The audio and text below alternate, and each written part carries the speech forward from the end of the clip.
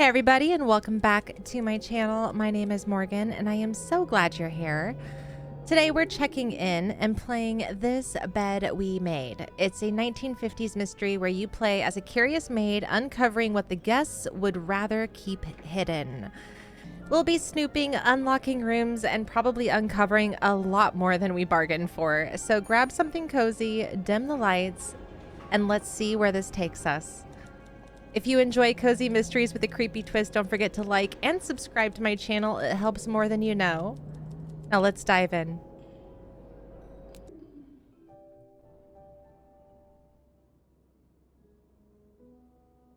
This game takes account of all of your actions, including the ones you decide not to take. These choices will determine your fate and the fate of others around you. Proceed with caution. My playthrough may not be like others' playthroughs, so pay a little attention.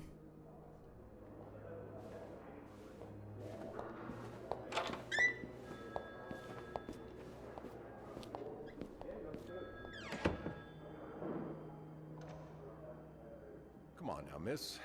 Let's keep moving.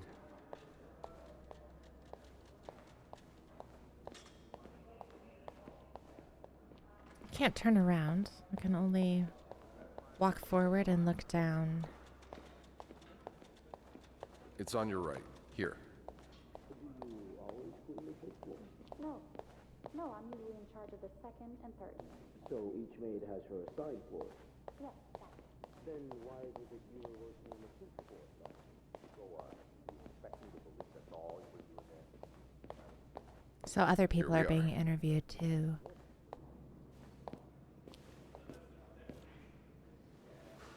Good luck.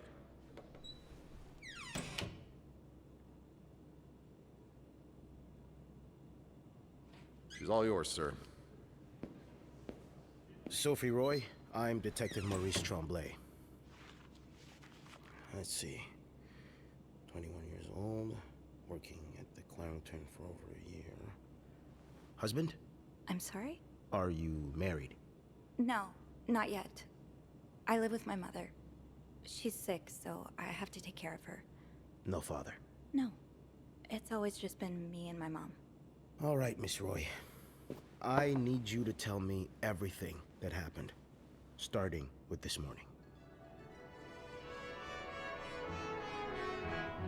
Oh, par la fontaine, les filles s'en vont et s'y promènent au bras des garçons.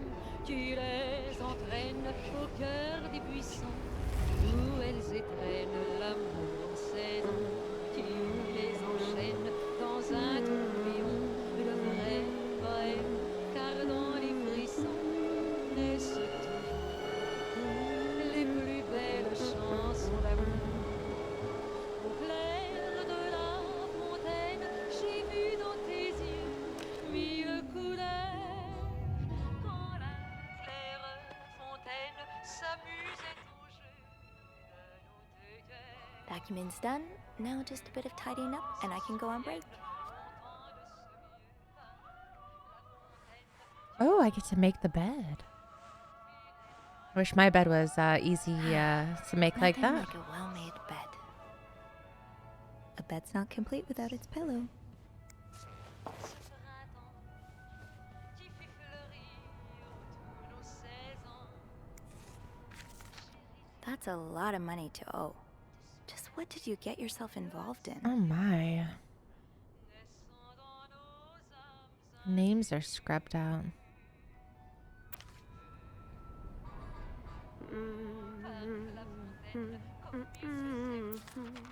You know me. You know my family. You've had a seat at our bar since the day we opened in 49. You're more than a friend to us. You're practically family. And while friends are polite to each other, family deserves more. Family deserves honesty. As much as I want to be as direct as possible in letting you know that you're down to your last chance, the $8,380 you owe us plus 25% interest is now 8 months overdue. My patience has worn thin. This isn't like one of your unpaid bar tabs. You came to us for help, and help always comes at a price. We've opened our pockets to you time and time again, and all you've done is take advantage of our goodwill and generosity. We'll come over in person to make our collection tomorrow. I'll be bringing along the boys so we can all sit down and have a little chat. But just so you know, they aren't too good with words. Only menswear. Are you in town for a business trip, maybe?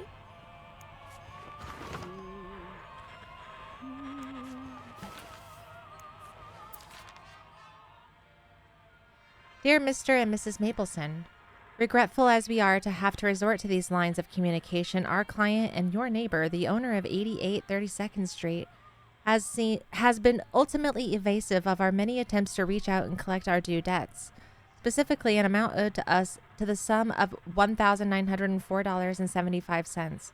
He has given us little recourse but to contact him through those in close physical proximity to him in the hopes that they can deliver a message on our behalf. We have little desire to disturb you and other fine citizens of 32nd Street, but our business may bring us back to your neighborhood if it is not resolved quickly. The help of your kind community would be greatly appreciated for us and certainly for your neighbor. Kindly, Lucky Coin Financing.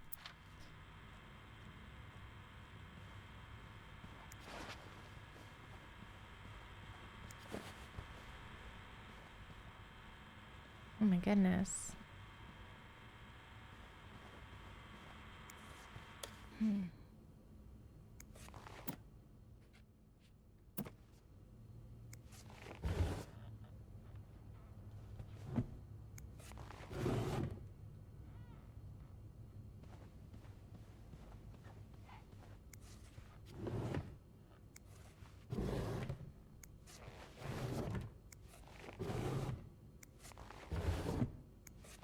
Nothing.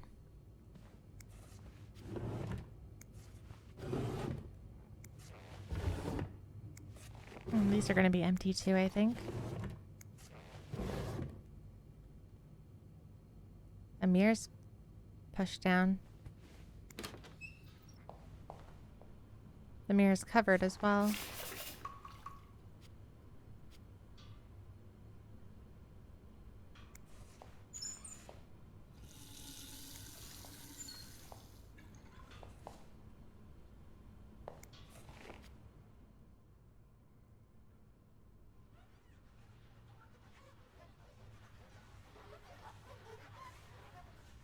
Wonder why he's covering the mirrors. And voila. Good as new.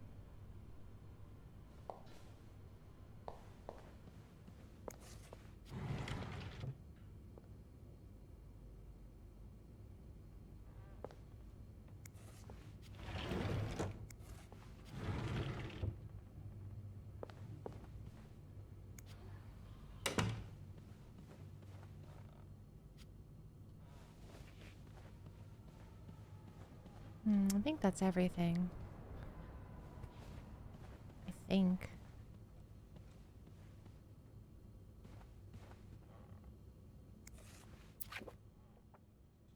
Menu.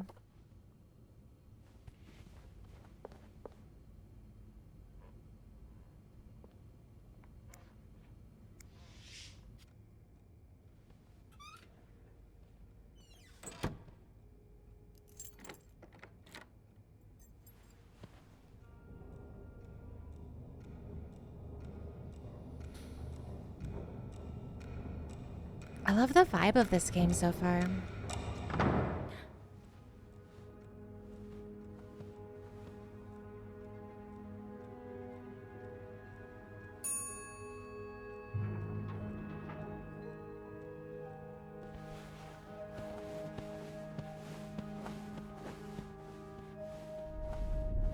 you heard about that nut house they want to build next door? Yeah, it creeps me out. Imagine all the weirdos who'll start hanging around the hotel. I can think of someone who'll feel right at home. Look at her, always glued to that gossip magazine. Do you think she has any real friends? Or is it just Gracie, Joan, and Marilyn? Well, when your own life is that dull, you need to get your excitement somewhere. Wow. Oh, did you see Rebecca come in this morning? She was wearing the same clothes. Now, don't you think you're overreacting? This is exactly the kind of behavior Linda warned me about. She's doing everything she can to break us apart. Sophie speaking. Hey, it's Beth. Do you think you could come up real quick? Sure. I'll be right there. You're right, you shouldn't. Now I realize I've been blind. I was so in love with you that I couldn't see. What? What did you do?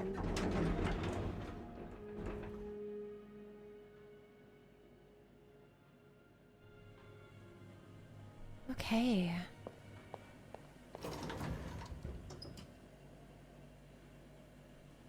Tempting, but every penny adds up, Sophie. Oh, Jacques. Leaving luggage in the lobby? Are you trying to get Bernard to kill you?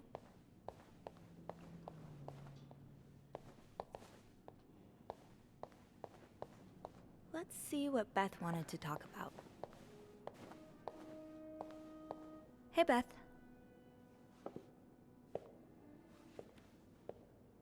Hey there.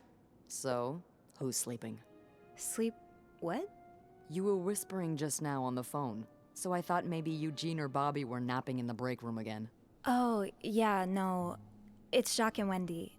They were, in the middle of something. Ugh, it's so awkward when they start making out like no one's watching. Get a room. We literally work in a hotel. Oh, my first option. Okay, at least it's not timed. You said you needed me? Oh, straight to business then. Sorry, it's just a busy day. I get it. It's been non-stop for me this morning too. Wanna guess why I summoned you here? Yes? No? I'm guessing there's something I have to clean? Obviously. But what is it? Oh my gosh, why are we having to do this? Did a kid throw up again? God, no. Did that happen recently? Yeah, last week. I can still smell it. Feel it too. Ew. While I was cleaning, some of it got... I'm gonna stop you No. right there. Keep talking and you'll be cleaning up after me too. Ew. Sorry. Yeah, no, you'll be glad to know it's nothing gross this time. A nice gentleman decided it was time to redesign the lobby and helped us by knocking over that vase on his way out of the hotel. That's it? I would do it myself, but the last time I tried to leave the front desk, Bernard emerged from his lair to scold me about procedures and whatnot. Well, we can't have the beauty of the Clarington Hotel take absence from her throne, can we? Oh, the people would riot. Bernard especially. Bernard's hardly the people. He sounds like a character. Anyway, I have to get back to work. There's a mop in the supply closet next to Bernard's office, I think. Thanks. I'll see you around.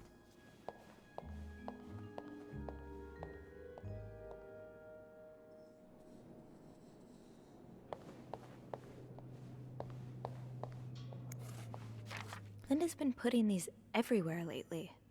It's weird that Bernard allows it. Say no to divorce. You can be divorced against your will. Women and children suffer most in divorce. You lose your succession rights in divorce. The wife's pension rights are lost in divorce. You lose your right to the family home in divorce. Oh my gosh.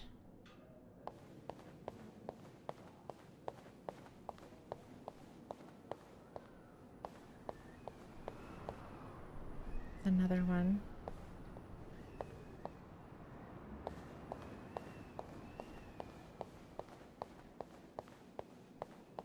Wait, there's a journal? Okay, let's get that mop from the supply closet. Some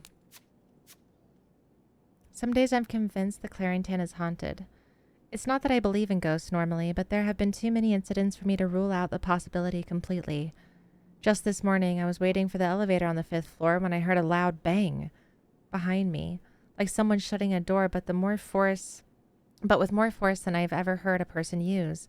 I looked around, but there was no one to be seen. Am I just imagining things? I overheard Wendy and Jacques arguing in the break room. From the sounds of it, Linda got to Jacques' head and convinced him that Wendy was flirting with some of our guests. I couldn't believe it. Anyone who's been around them for more than a minute could see how much Wendy loves Jacques. She would never do that to him.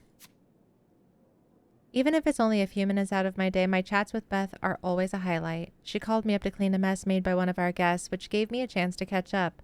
I don't think I've met someone who can make conversation seem so effortless. Beth has a witty response for everything. It's too bad maids aren't usually allowed in the lobby. Chatting with her every day would be a great way to start my morning. Okay. That smell. If only we were allowed in there. Linda, Wendy's great at her job. Guests absolutely love her and... Not just guests, apparently. Oh, God damn it, Linda! I only like her because guests like her. Making sure guests are happy is my job, after all. I am You don't seem to sneaky. care whether I'm happy. Listen, if Wendy wasn't doing her job, that'd be another story, but I can't just fire her without good reason. What if she stirred up trouble among the staff? Would that be a good reason? Curiosity killed the cat. Oh, Andrew. Hi. I'm sorry. I was just... Spying on our manager? No. I heard something, and I... Hey. It's okay. I'm just pulling your leg. I'm sorry I scared you. I think he likes us. I'm not used to having people around me while I work. Yeah, you're always working alone up there, aren't you?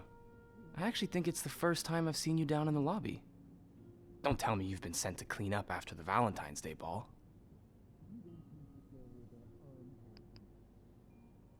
Were you here Friday night to see the whole thing? Yeah. They had someone in charge of the event, but she ended up crying alone in the stairwell, so I had to take over. What happened? Did it really go so wrong? It certainly didn't go wrong for the people enjoying the party, but for those sober around them, that's another story. Good God. I'm glad I didn't have to be there. I don't know how you do it. And I don't know how you handle cleaning up after other people all day. You must see plenty of weird stuff, right? Yeah. What's the weirdest thing you found in a guest's room?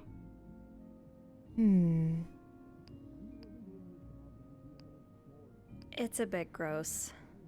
Oh. I hope it's got nothing to do with bodily functions. God, I hope so too. A few weeks ago, I walked into a room and found the trash can filled with cucumbers. Like, whole cucumbers. And some of them were carved, and I threw the whole trash can out that day. Don't tell Bernard. I won't. Oh. I better go help Beth. It's hell here with the snowstorm. It's okay. I need to, Yeah, all right. Take care. You too. As if it wasn't enough having to deal with endless letters of advice from Raymond. Everyone's having issues today, huh? He wants me to lower room price. Make sure the hotel stays accessible to everyone.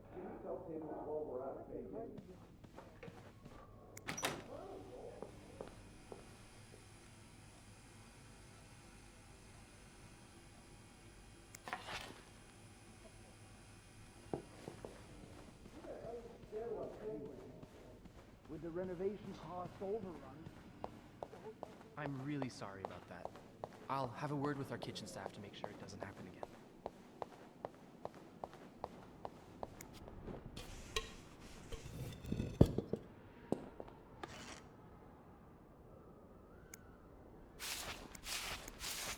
Ew. I better throw that away.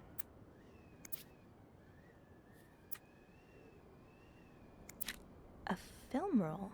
Interesting. Guest must have dropped it when he knocked over the vase. Probably should return it to him.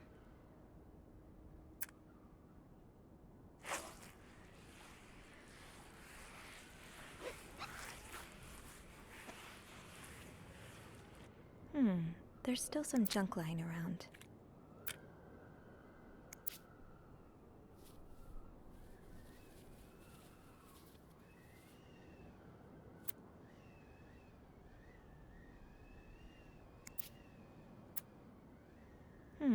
There's still some junk lying around. Oh, I see. Okay. Now I just put the leaves back in the vase, and it'll be like nothing ever happened. Ta-da! I understand, Mr. Ramsey. I wish I could make the snowstorm disappear. I really do, but sadly, that's not within my power. Beth, who knocked over that vase? Mr. Spade. Mr. Spade? Well, I can check with the airport and let you know when flights resume. Until then... Yes, I know. You've said that already. But... no, that's very unlikely. So, which room are you staying in, Mr. Spade? Well, you're welcome to speak to my manager if you'd like. I'm sure Okay, he'll let's be see. thrilled to talk to you.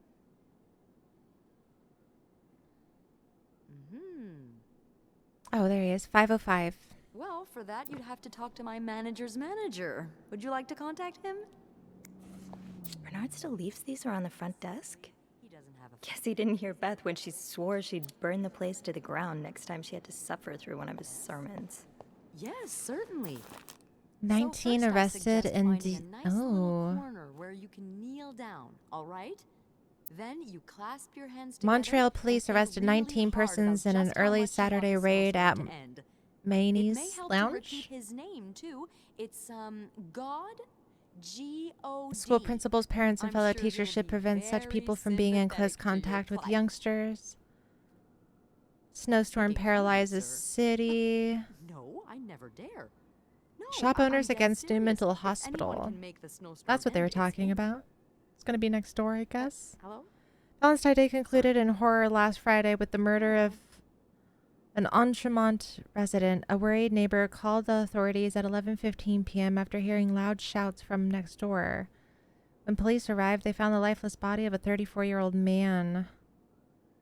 Authorities have refused to identify the victim. Ooh, that's not good.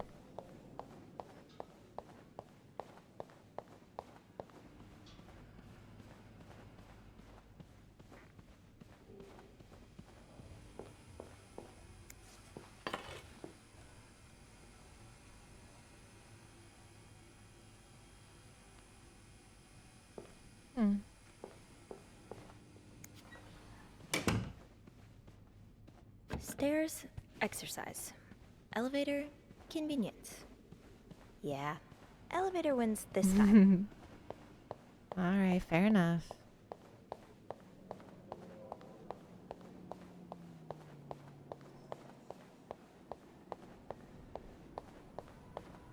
Someone left a hat.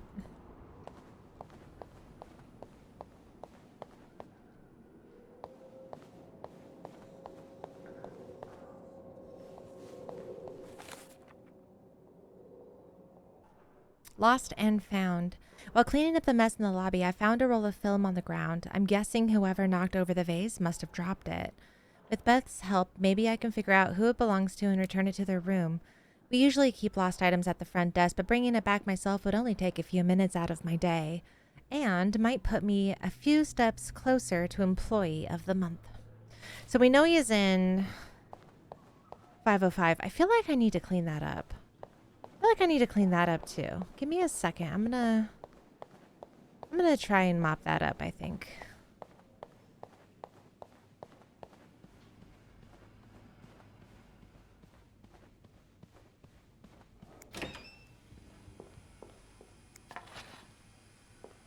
Okay.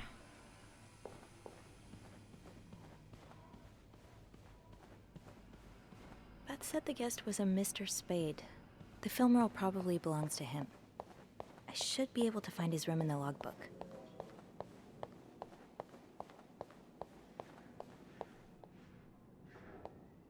Poor Nicole. No one should be stuck cleaning up the reception hall after a ball, even if they did draw the short straw.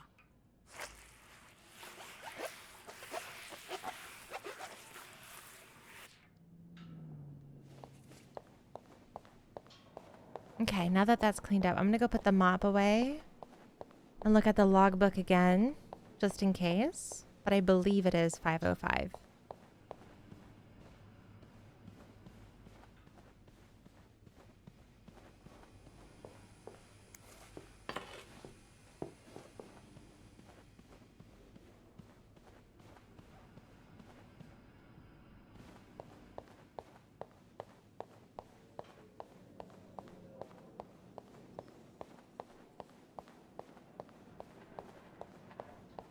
Oh, I passed it.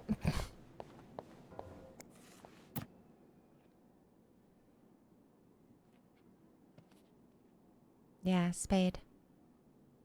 First time here, 505.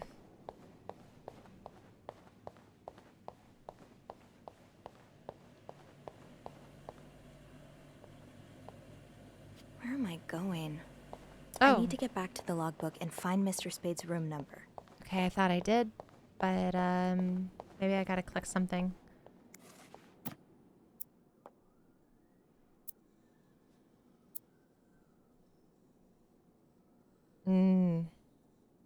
Room 505. Great. That's on my floor. I can return that film roll without going out of my way. Perfect. I should go to the 5th floor to return Mr. Spade's film roll. I felt bad bugging Beth while she was in the middle of an important phone call, but like always, she came through. The logbook says Mr. Spade's in room 505. I was just in the middle of taking care of the 5th floor before my break. I can return the film roll and get right back to schedule. So I don't have my key.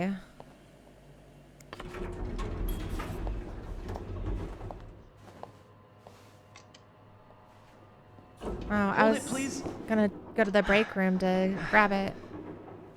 Doesn't give me a choice. Made it. Thanks. You're welcome.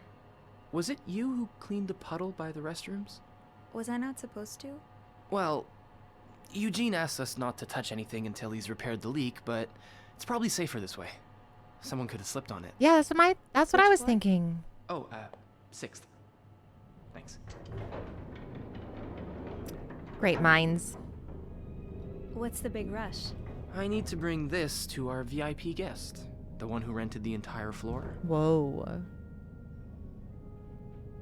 Wait, what happened to the sound? She said, "Oh, is it that British man I keep hearing about?" Isn't he? He's sort of a There we go. celebrity, isn't he? He sure acts like one. I wouldn't want to be that poor assistant he keeps shouting at. I wish I was assigned to clean his room. Can you imagine the weird things I'd find? Be careful what you wish for. No kidding. I wouldn't be surprised if the man kept a few skeletons in his closet. Don't we all? Can't you tell me who he is? I've never actually met him. I always talk to his assistant. Only Bernard knows his identity. Oh. Interesting. I do have a suspicion, though. Oh? But I'm not sure I should say it. Can't you at least give me a hint? Okay, let me think. Whew. Saved by the bell. Rude. Hey, come on. Don't leave me hanging. Let's just say I like to prolong the suspense. Wait. Is that the hint? Who knows? Fair enough. Have fun up there. You too. Interesting. Okay.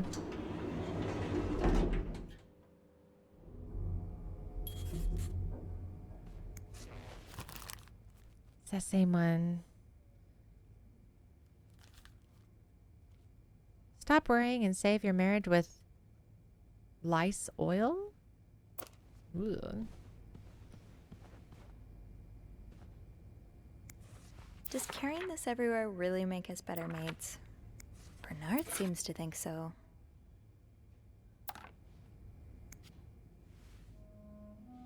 Whoa, it looks like someone broke in. See the scratches? I could just be like making it up though. I watch Mr. a lot of Spade? true crime.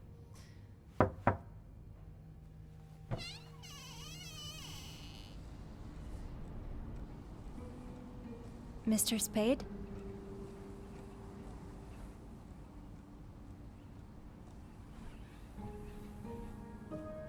What?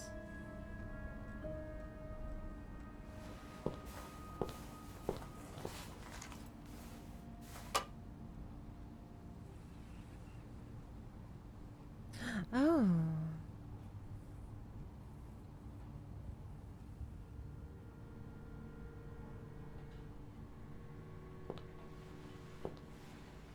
Why did he have that on him if he can develop it himself?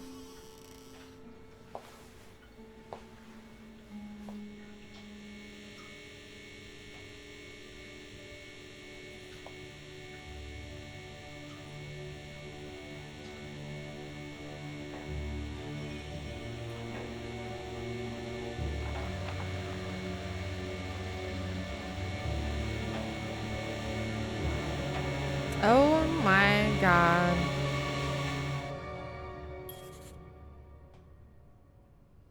Tampering with objects may lead to positive or negative consequences.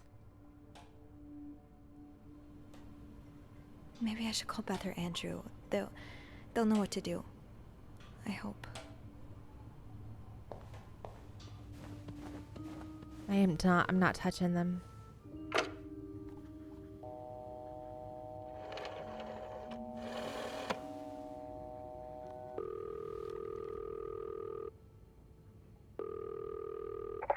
Clarington Hotel reception desk, Beth speaking. What can I do for you on this very fine day?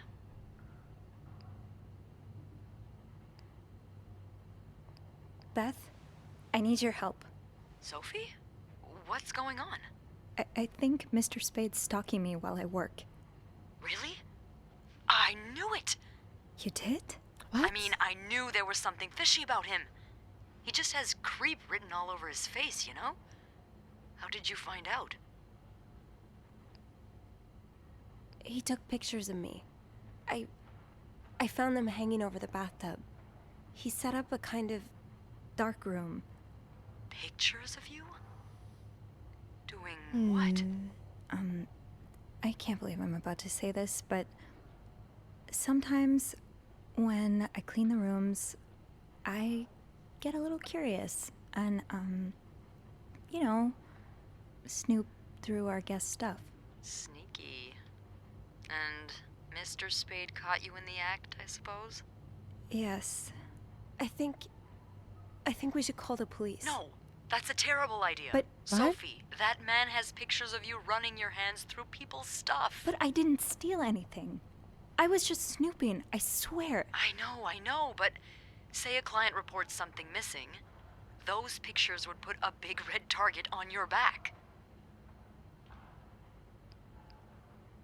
So I just leave? Do nothing? Do nothing? No. But it'd be smarter to wait until you have the whole story. Or at least more than you have now. Before making a move. I've been in dark rooms before. Setting one up in a space that isn't made for that takes time and effort. Wait, you're a photographer? No. I was there to look at pictures a photographer took of me. Look, all I mean to say is there's no way he set all of this up just for a couple of pictures. There has to be more. True. I didn't even think about that. I guess I barely looked through his belongings. And he's got pictures of you checking other people's stuff. Why stop now? Beth? Fair. Oh, loosen up a little. No one's dead. Yet. Any idea where I should start then? Well, now that I think about it, I'm pretty sure I remember Mr. Spade asking for the combination to his room's safe. I bet you anything there'll be more pictures in there. Maybe, but I don't have the code. Give me a minute. Ooh, does she?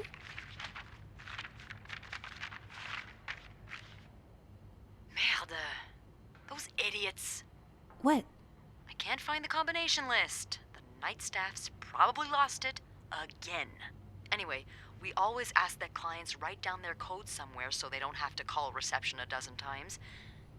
Maybe you can have a look around the room, and I call you if Mr. Creep comes back. You know, so you can get out of there in time. Okay, yeah. Thank you. Oh, it's nothing. Oh, and Beth? Mm-hmm. Please keep this between us. Of course. No kidding. Okay.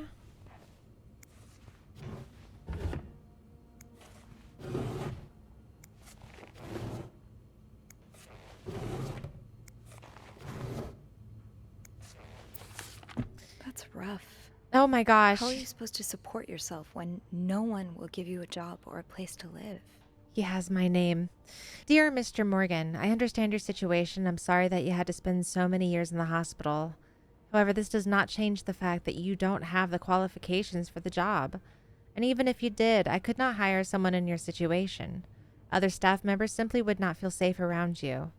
I would ask you not to contact me anymore. Sincerely, Jeremy Sandberg. Hey, weirdo, stop wasting my time. I'm not hiring you ever. Mr. Morgan, you know I have a lot of respect for what you and others have done for this country, but I am not a charity. If I don't receive the Oh, that's what it says. If I don't receive the past 3 months' rent before the end of the week, you'll have to vacate the apartment. Thank you.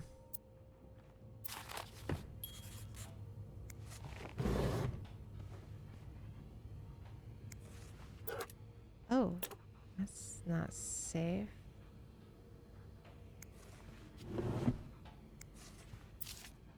You're pawning off your possessions?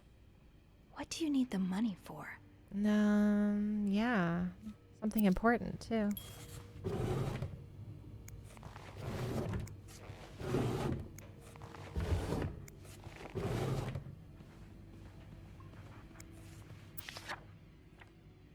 "99th Infantry Division, Belgium, November 1944.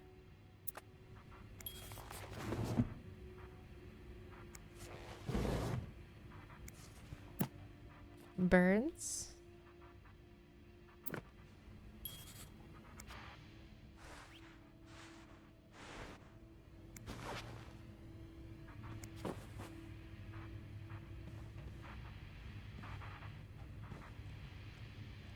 Locked. There has to be a key somewhere. Whoa, what is that?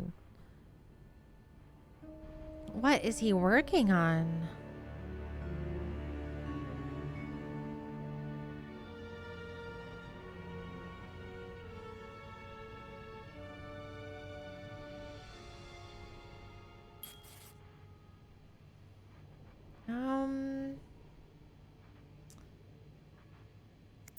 Is this from Harry's? I mean, it's a popular spot, but...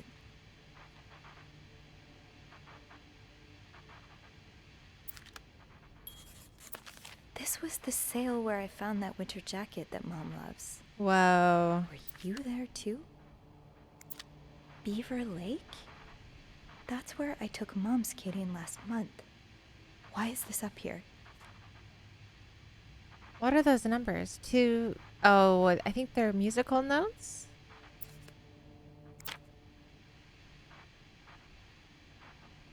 It's a map? Special occasion? Wedding? Funeral? I just visited the oratory for the first time in years. This has to be a coincidence, right?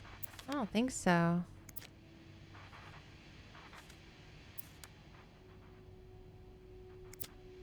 Why Harry's? Lots of burger places closer to the hotel.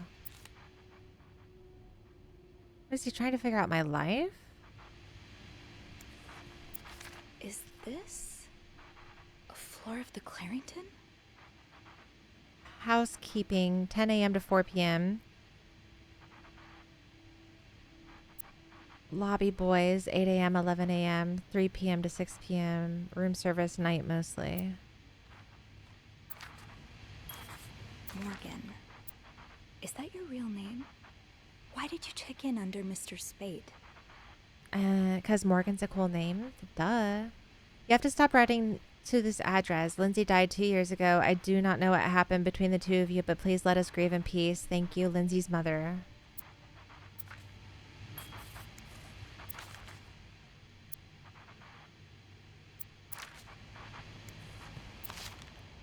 Oh, they wrote to each other during the war.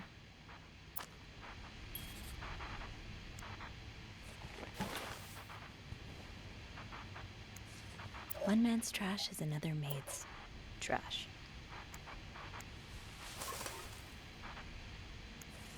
Something tells me you won't be missing this.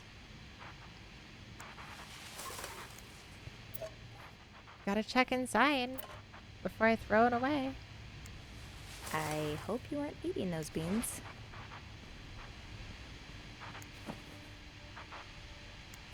The storm must be getting worse.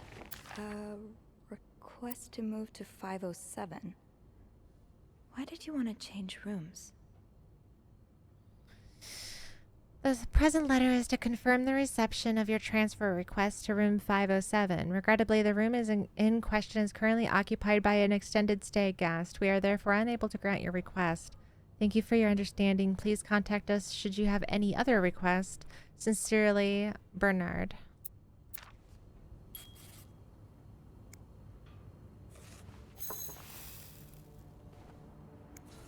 What do we have here? Oh, that's right. Oh. Oh. And they were roommates. My gosh, it's like that Vine. You guys know that Vine? You remember Vine? Or am I just old?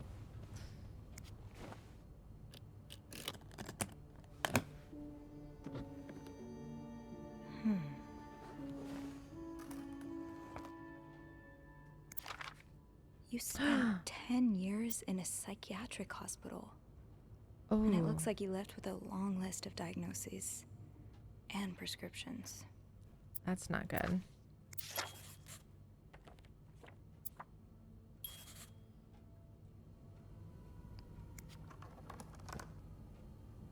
Okay.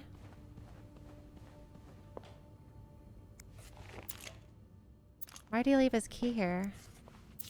I'd forget my own head if I didn't write everything down. I guess we have that in common. Oh. No combination, no entry. Okay. Did we check these? Yeah, we did.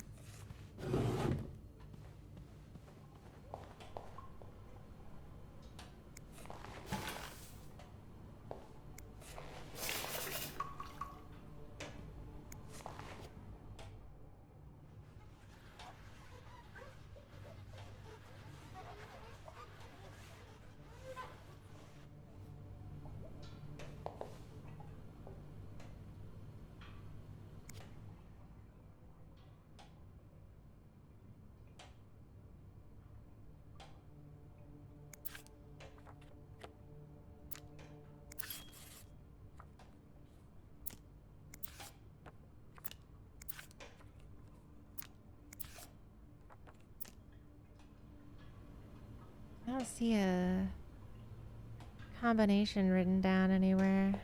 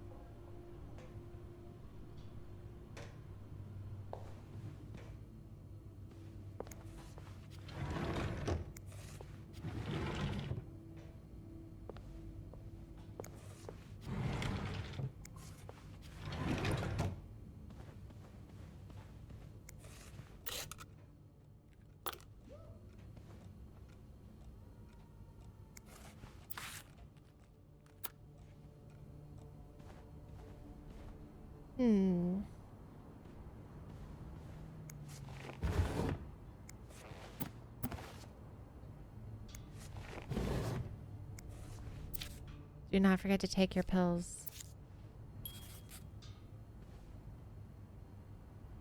I don't see anything written down.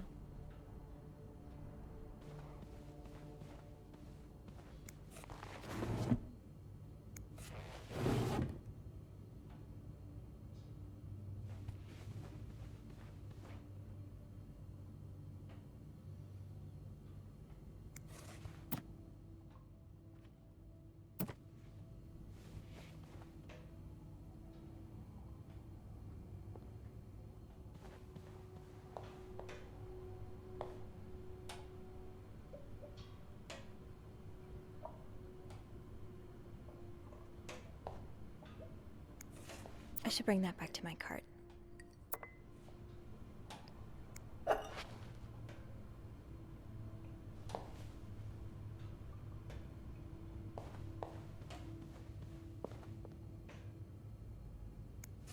Did you intend for me to discover your little dark room?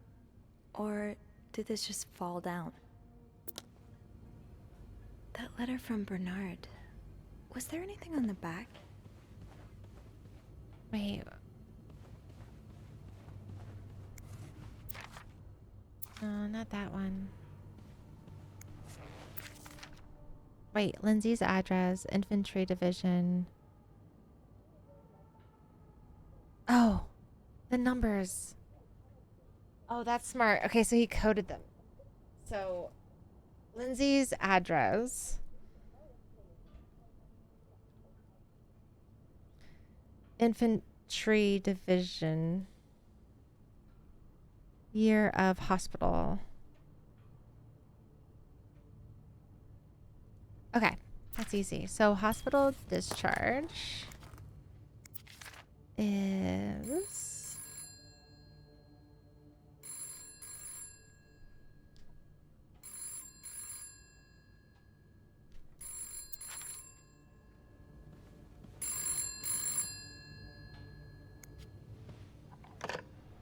Is he here? He.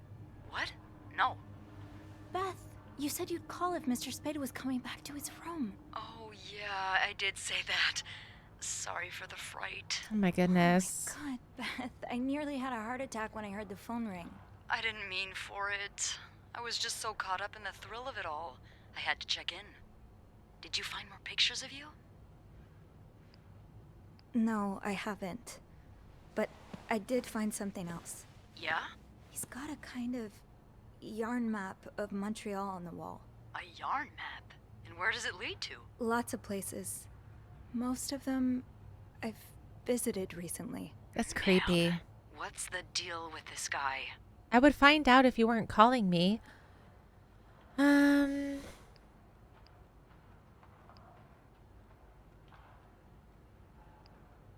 think he may be using an alias. I found some evidence that points to his real name being Paul Morgan. Well, he's certainly not the first man to check into a hotel under True. a fake name. Is it really common practice? Yes. It is when the man in question is married, but the woman accompanying him isn't. Or at least, not to him. Considering the state of his room, I doubt Mr. Morgan was expecting any visitors. Did you find anything else? I'll know more once I open the safe. Oh, so you found the combination? Yeah, sort of. I'm impressed. Well done, Arsène Lupin. What? Never mind. Don't let me keep you. Okay, I'll call you back. Yeah, you better. I won't call again unless Mr. Morgan returns. For real this time. Oh, thank All right. goodness. Thanks. Okay. Lindsay's address, which is on the letters. 34. And then an infantry division.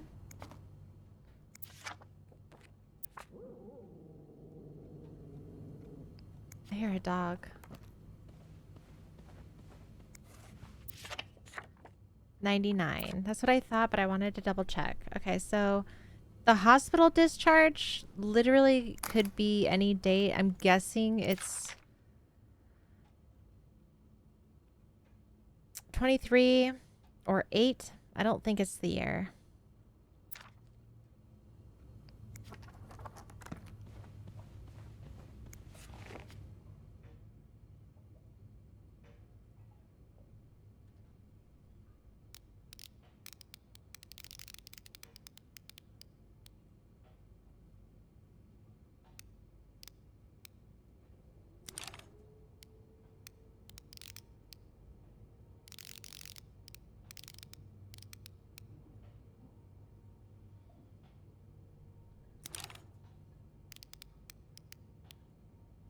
Damn it.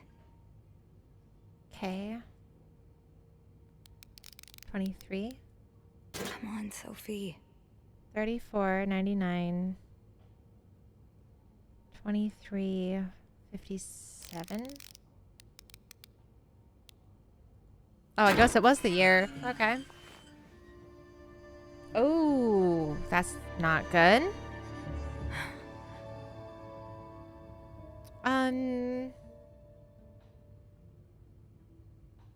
Huh. There's a gun in here.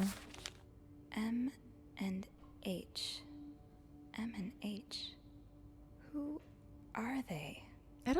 Are they guests here? 2:14:58.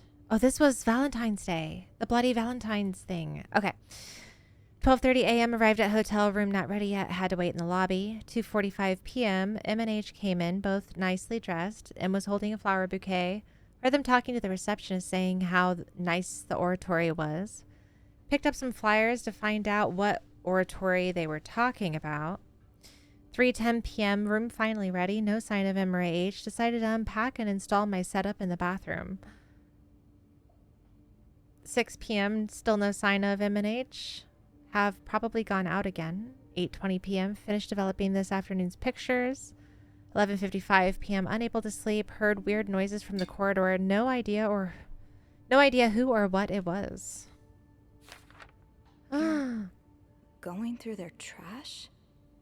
You really want to find out what M and H are up to, don't you?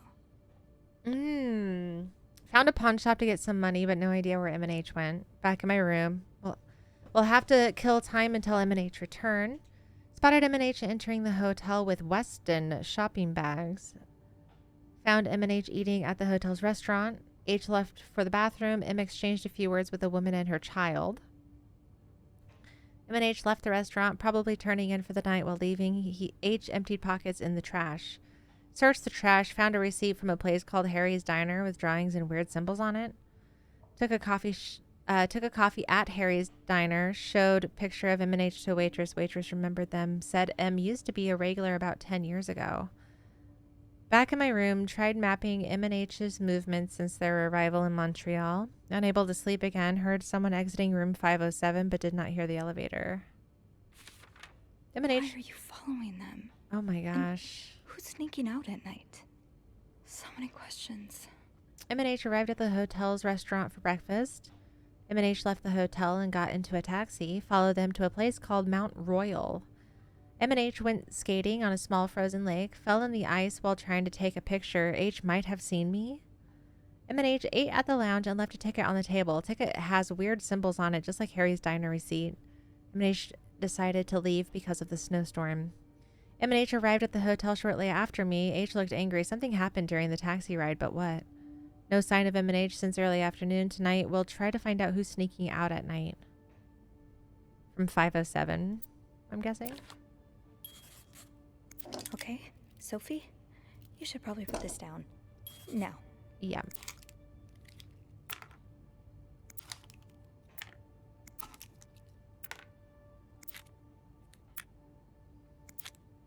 I have a feeling we're going to need to develop some photos. M and H. Maybe Beth could find them in the logbook. Yeah, we could do that. Okay, we got some stuff to read. I think this is just us going through stuff, but I'll read them anyway. Andrew's mysterious guest. I bumped into Andrew again in the elevator. From the sounds of it, the VIP guest on the 6th floor has him busy with all kinds of strange requests. I tried to press him for more information, but all he gave me was this cryptic hint. I like to prolong the suspense. I'm dying to know who it is. Andrew clearly knows how to keep a secret. Room 505 greeted me with a sight I never could have seen coming. A makeshift darkroom filled with pictures of me, snooping through a guest's items. My heart has never beat so quickly. Should I call the police? I called Beth for help. She convinced me to keep digging and not to make any decisions just yet. Not until I have a better idea of why those photographs of me exist in the first place. After seeing those photos, it's hard not to feel like someone's watching me while I snoop, but I have to find out more. The safe seems like a logical place to start. Beth thinks our guest may have written down the combination somewhere. That map on his wall just makes everything weirder. Every thread points to a place I have visited lately, but what does that mean? Is this a series of wild coincidences, or am I really being stalked? And if I am, why me of all people? Okay, Sophie, just calm down. There has to be a rational explanation here. I just need to find it. Beth was right. Our guest did write down the safe combination, or at the very least, a reminder for it. I'm hoping that by looking around 505, I might be able to find some clues to decipher it. Time to play detective. And then we found those numbers.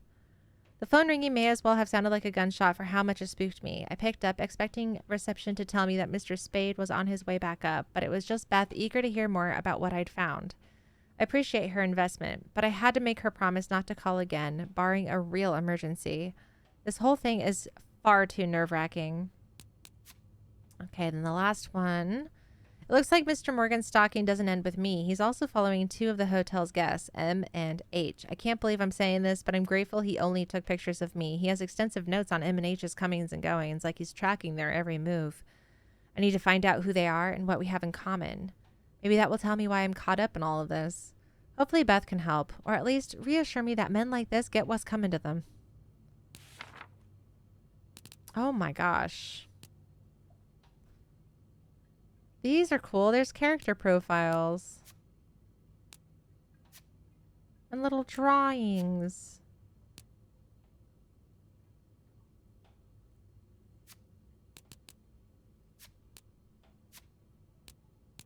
And my family too.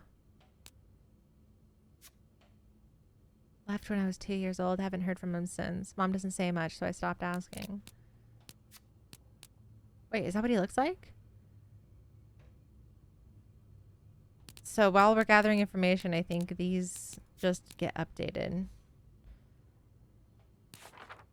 we got clues for room 504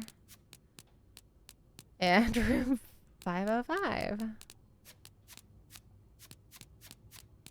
So we can always reference back to these profiles and these clues in the progress, which is really nice. I like how this is set up. Okay, let's go talk to Beth.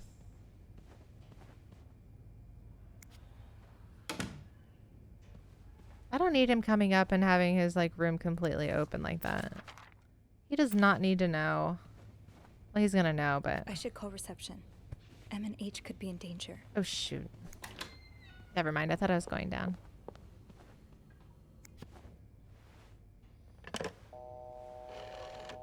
All right, Beth. Clarington Hotel reception desk, Beth speaking. It's me.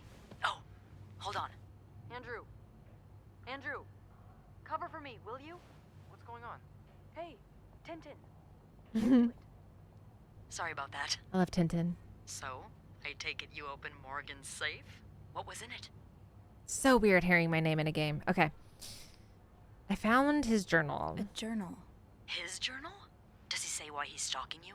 No, but it seems he's stalking two other people as well. Oh, who are they? They're guests. I don't know their names, though. I was hoping you could find them in the logbook. Well, Snoopy. Although it may seem like it, I'm not actually clairvoyant, so I'll need something to narrow the search. Do you know anything about them? Mr. Morgan refers to them as H and M. Well, that could mean a lot of things. It could be their initials, or, I don't know, husband and mistress. Oh, I hadn't thought of that. Yeah, I'll need a little more to go on. They're a couple. From what I can gather, it seems they're together. Okay, so they must be staying in the same room. Do we have a lot of couples at the moment? Well, yes. It was Valentine's Day last Friday, remember? Oh. Yeah. Oh, indeed.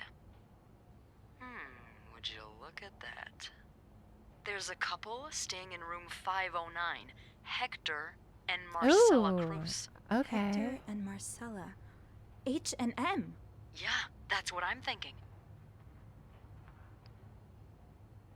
Do you know anything about the Cruzes? Well, I saw them come in and out of the hotel a few times. Called a taxi for them once. The missus does the smiling and the other frowns a lot. Nothing to write home about. Do you have room 509 on your to-do list by any chance? I do, actually. Then maybe you go clean it and have a little look-see? Ooh, I like this. Nothing unusual here. Just a maid cleaning. Things her are getting room. spicy. That's my girl. I'll call you if I find anything. Just be careful, okay? I will. I promise.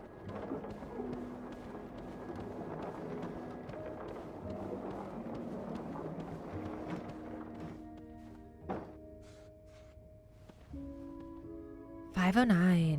Let's go.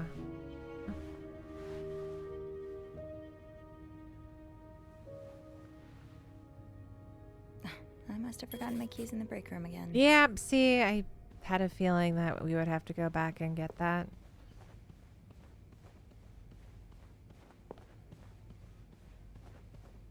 Maybe I shouldn't wander around with my pockets full.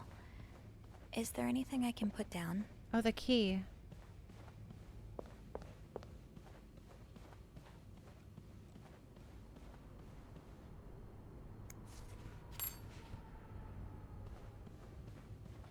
And the cup.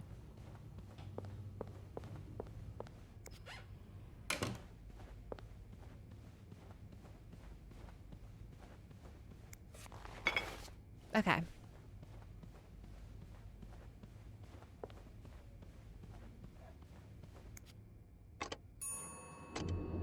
I knew we would have to go and get that key.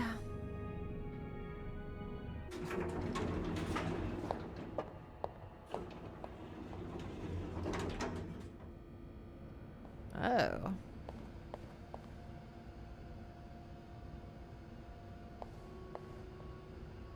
It's locked. Fine. Keep your people don't usually leave these unlocked.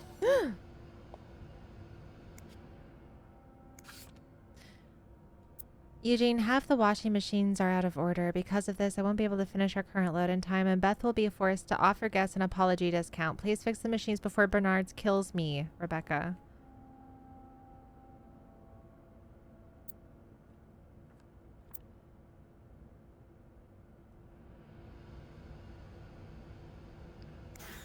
Open sesame? Nope, no luck. Oh, break room. Okay. Weird place for a lamp. Shoot, it's locked. I guess I'll have to get Linda's master key instead. Linda usually leaves a master key in the women's locker room.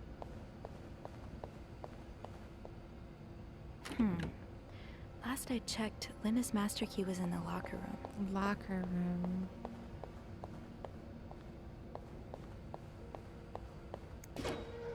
Okay.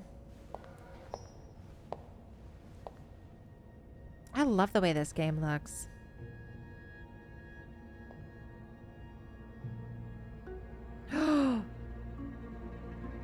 Oh. That's not nice. Bitch? What did Linda do? And to whom? Linda, my wife will be at her parents' tonight, so come by my house at 8 p.m. and make sure you bring the new lingerie I bought you. B. Bernard?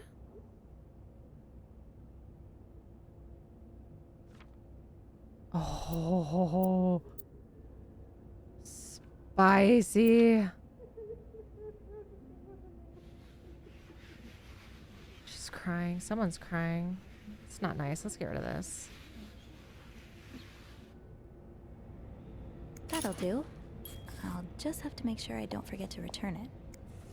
Linda, you're not even trying to hide the daggers in your eyes.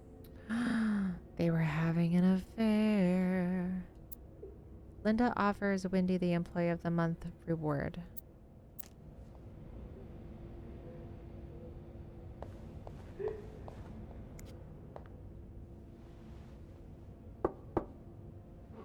What is it? Wendy? It's Sophie. Are you alright? Do I sound alright? No, I guess not. Just leave me alone. I don't want to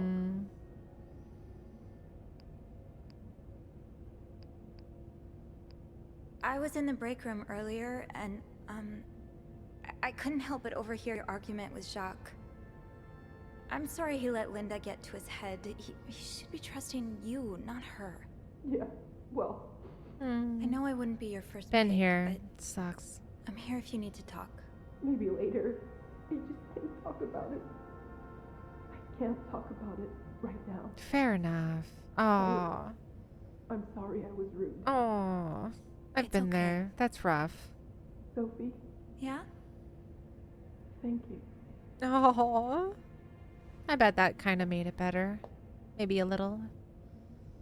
Always helps when someone asks how you are and if you need anything, you know? Fine. Keep off limits. Ooh, sis. Being recognized for doing a good job. That feeling never gets old. Sophie, I've noticed a real improvement in the quality of your work lately. I've heard a few guests saying how clean their rooms are after you go through them. Who knows, maybe you'll manage to steal Employee of the Month reward from Wendy. Oh, I feel so bad.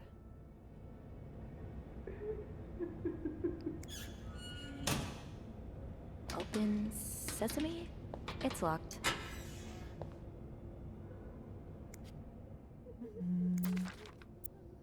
Dear sister, we need to talk about Kevin. The other day, Patrick received some pamphlets from a friend from the States, and now he is convinced that our child is a sissy. How is that even possible? The boy is only 5 years old. Does it really matter if he likes to play with girls and prefers dolls to toy cars? Still, I cannot help but think, if Patrick is right, if Kevin indeed is like that, what kind of future awaits him? Will he ever be able to get a job, to have a family, to live a normal life? Every time I look at him now, I feel like crying. I just want my little boy to be happy. Is that too much to ask? Love, Nicole. Aw. People are so cruel. The hidden enemy, an invisible force is lurking in the shadows, threatening our very way of life, and it is not the communists. It is the homosexuals. Oh my god. Absolute BS. Off limits. Hate that stuff.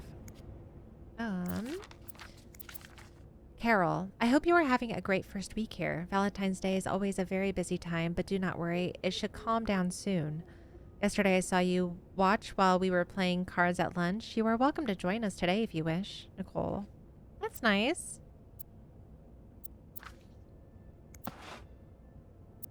Carol, here's the chambermaid's guide I talked about. Come see me if you have questions concerning the job or the staff. I can tell you who you should hang out with and who you should avoid. Yvette. Oh, Yvette sounds like trouble.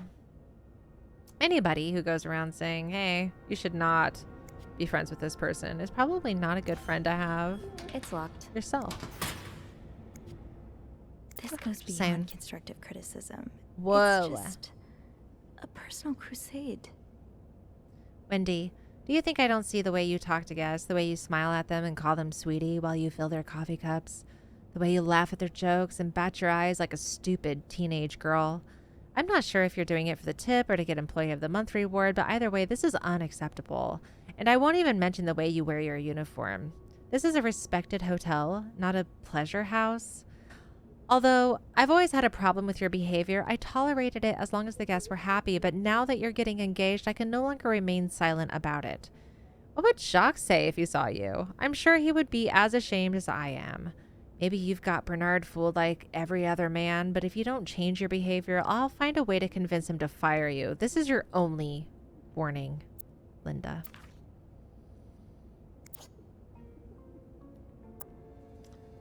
I don't know. Want to think of what could happen to Wendy if someone found these. Should I? Found what?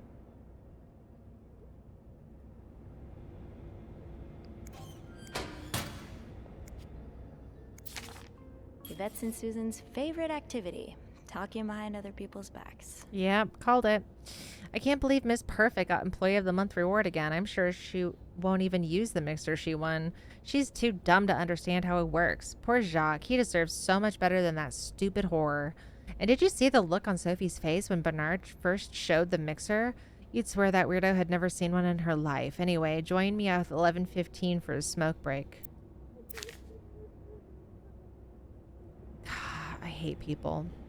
So mean.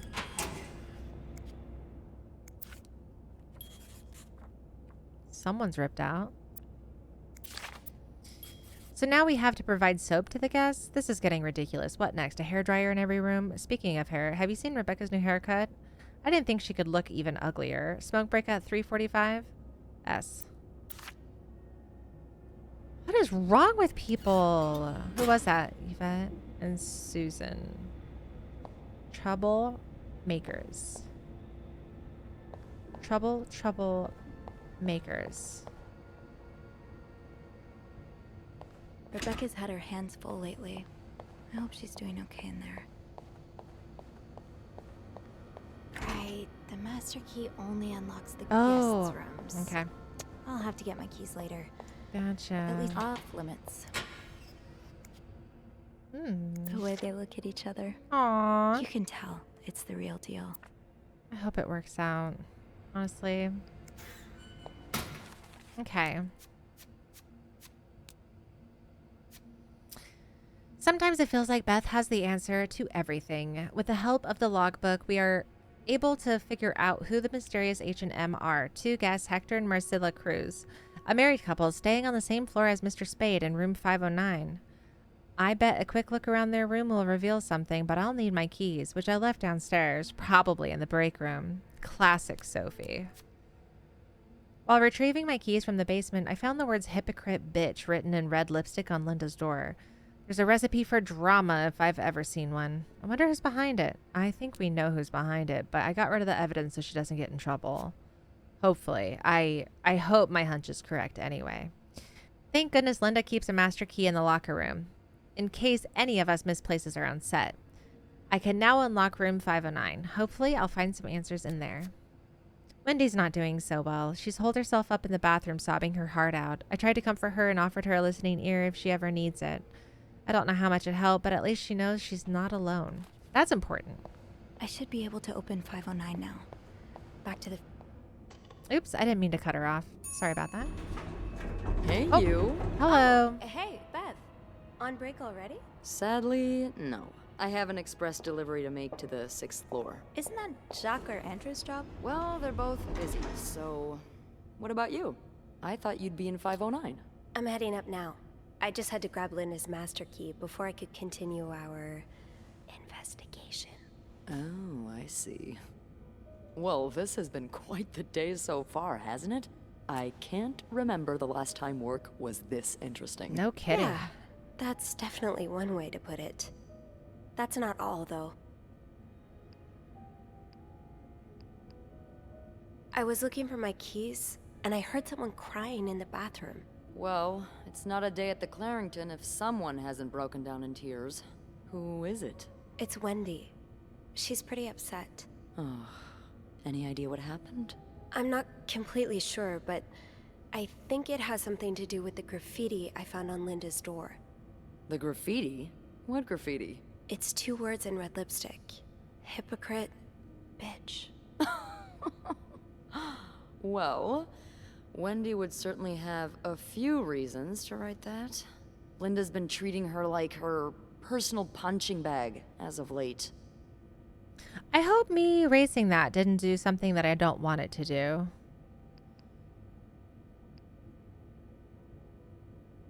Yeah, Linda's been pretty bad to Wendy. I'm not surprised she snapped. Remember that day when Wendy came to work with that gorgeous perm? The staff, the clients, everyone complimented her. Then Linda came along and sent her right back home to straighten it out because her cosmetic choices were distracting the clientele. Oh, come on. I'm not trying to excuse her behavior, but I think Linda's under a lot of pressure right now. It can't be easy, managing so many people with Bernard breathing down your neck. You know, I don't know how you do it, Sophie. Maybe it's because my empathy only goes so far, but I admire that you're able to feel for just about anyone.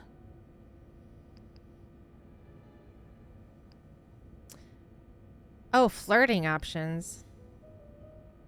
I think it comes from my mom. Interesting. As a nurse Okay. during the war, she had to care for all kinds of soldiers, even enemy ones sometimes. I don't know if I'm quite at her level yet, though. Don't sell yourself short. You're a very compassionate person, Sophie. Thanks, Beth. Well, this was a lovely chat, but I better see if Eugene is around maintenance. Hopefully he can help me find this thing for our esteemed guest. The mystery guest. We both got a lot on our plates today. I can't wait to find out more about our friends H&M. Take care. You too. Better get to it then, huh?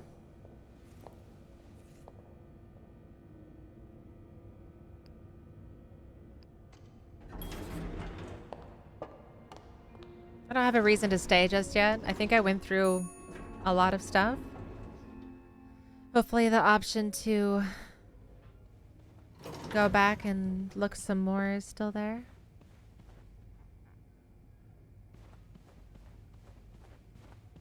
You wanted the room right next to 509.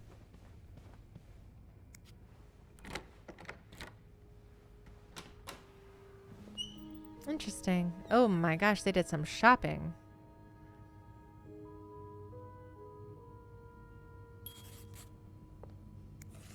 More work for poor Rebecca. Hang in there, Reb.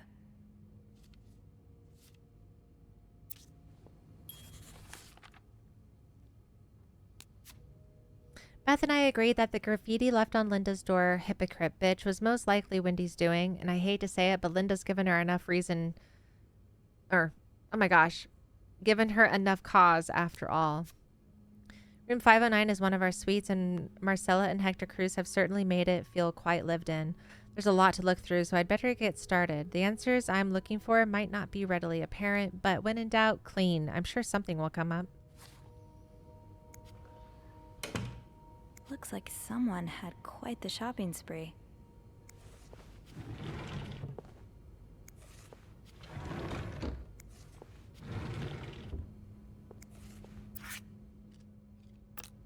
That's cute. I like that.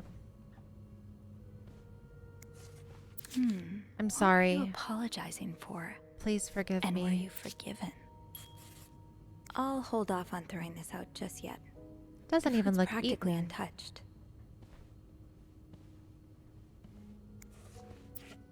Hector Cruz, insurance agent. Fire and life insurance. Oh. Someone's sleeping on the couch. It's the same newspaper. I'm gonna start over here.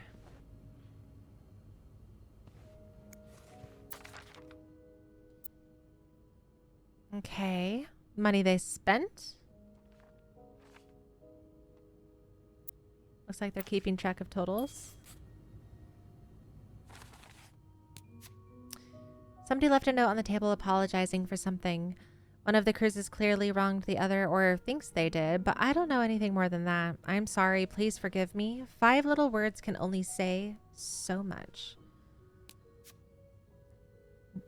One half of the Cruzes seems to have made their own sleeping arrangements on the room's couch. Whether that was voluntary or at the demands of the other is unclear.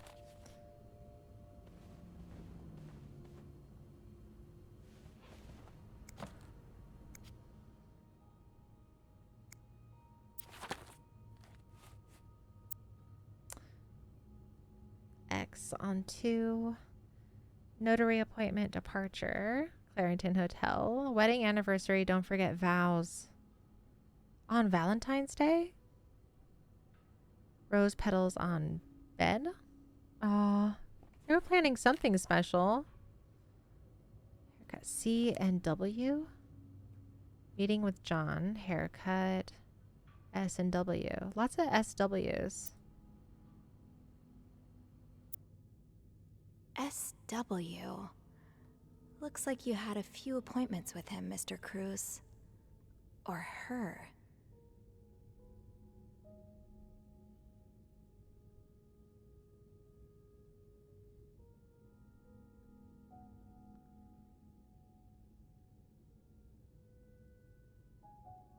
Anything else I can click?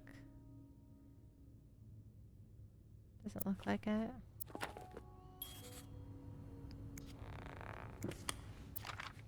This person looking for you back in Texas. Was he really just a coworker? Dear son, I cannot believe you decided to renew your vows so far away from the family. Your father and I are very disappointed, and so are your sisters. Montreal? What a strange destination. I would not be surprised if this was another one of your wife's ideas.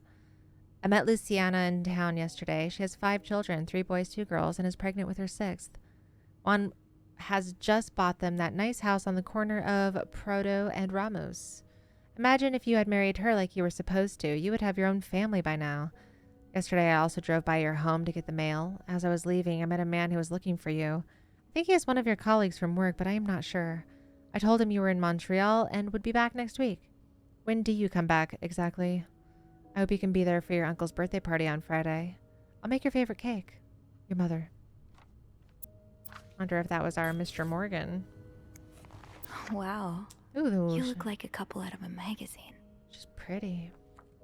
February 14th, 1948.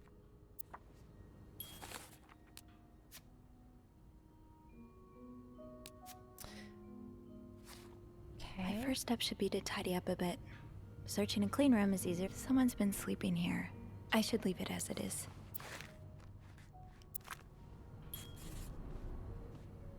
Well, I don't know what to clean. Let's try the bathroom.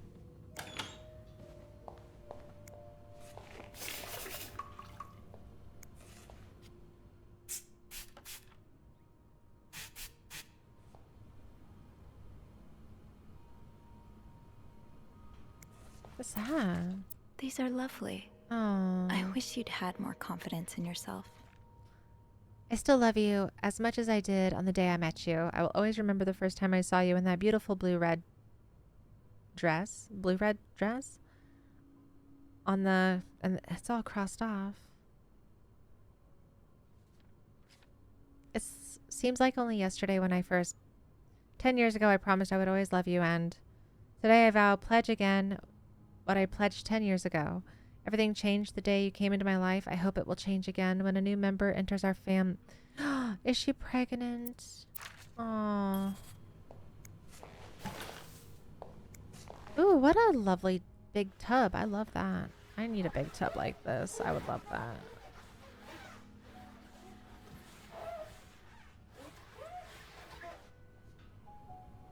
Okay.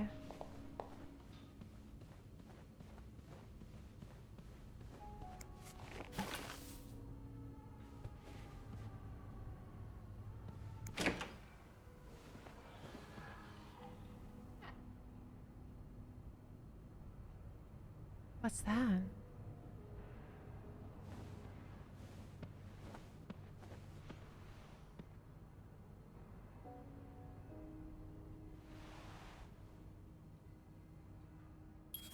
Wait, there's something sticking out of the case.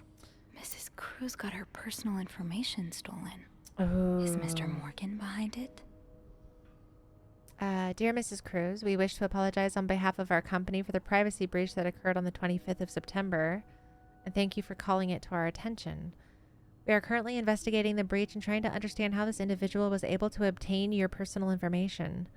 Rest assured that we will put measures in place to make sure this situation does not repeat itself. Your privacy is always and will be one of our top priorities. Sincerely, Harold Fernie and John Weissman.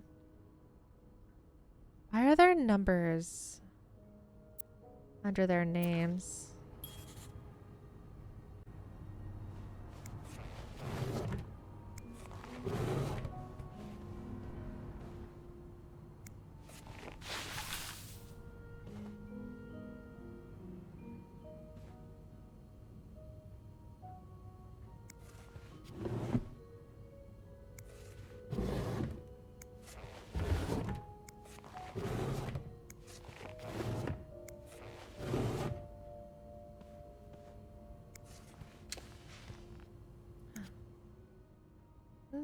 Pretty.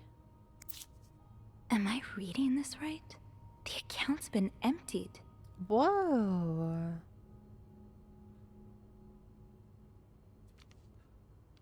Yeah, it has. That's a lot of money to just empty.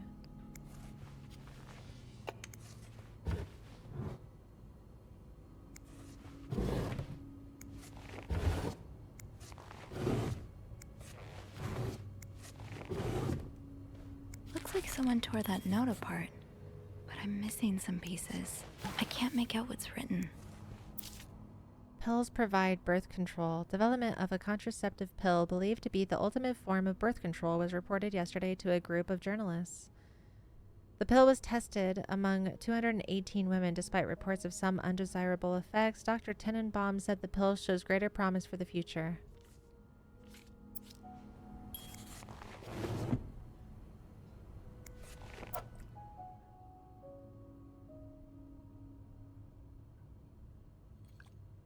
Cleanses, deodorizes, and disinfects for feminine hygiene. Okay.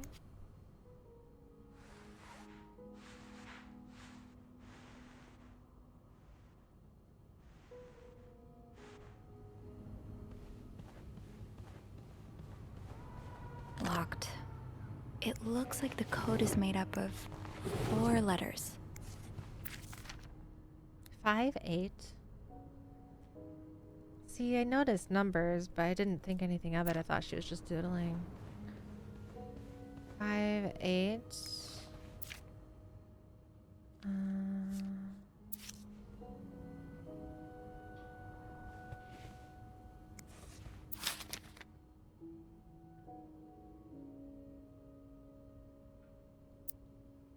To read, young Anne.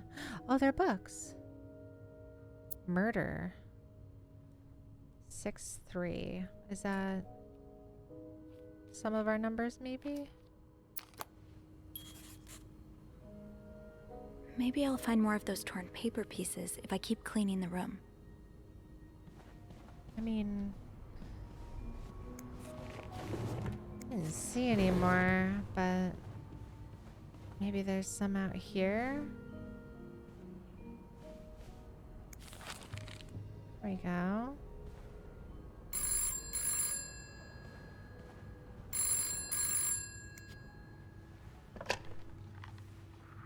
Hello?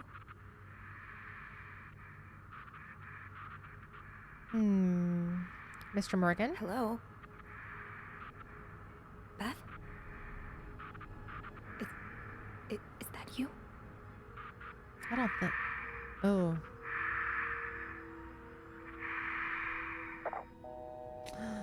Oh, that's creepy.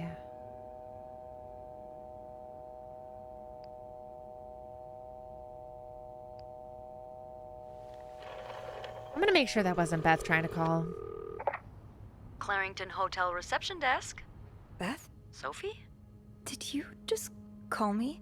No, I didn't. Oh. Then who called? What do you mean, who called? Someone just called, and they said nothing.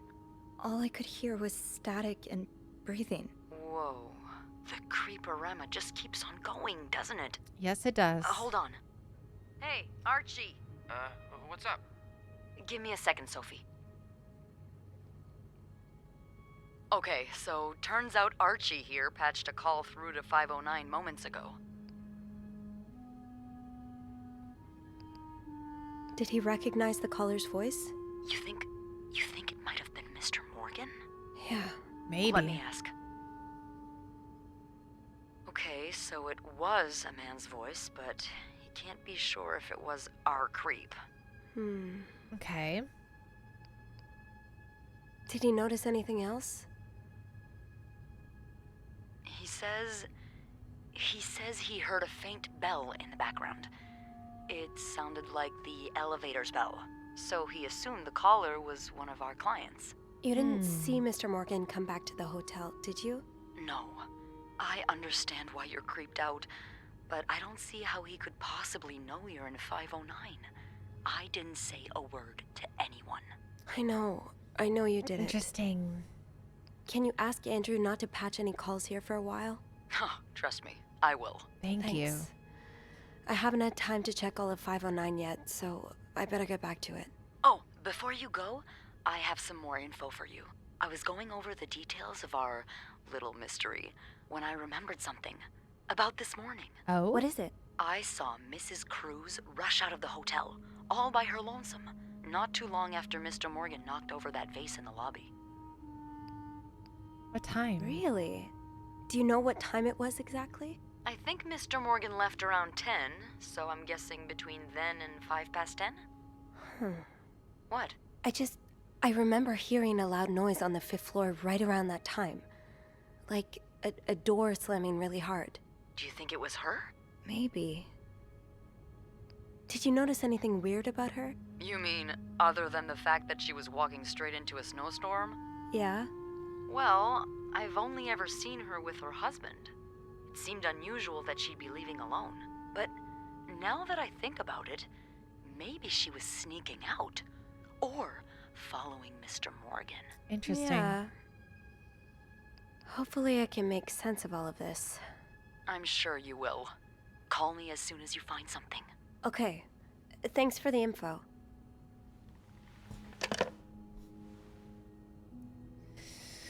Just getting weirder and weirder. Okay. So we gotta find more papers, I guess.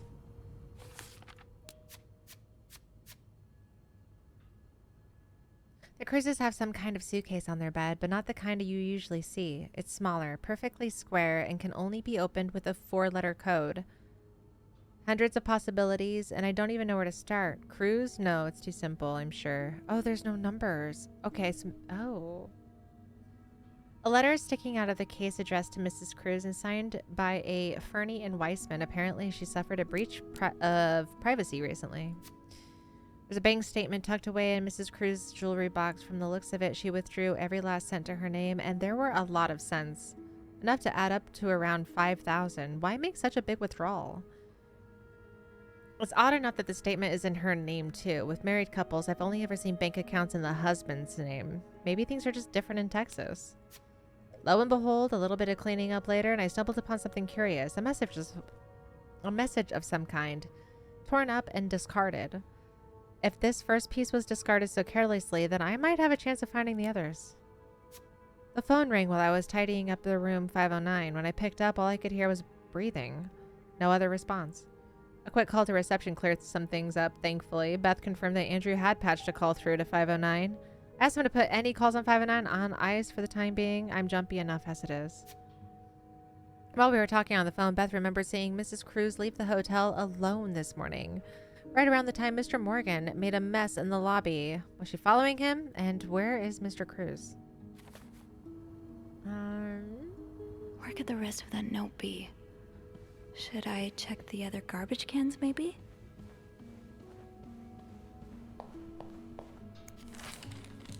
Yeah. I always remember seeing those 3.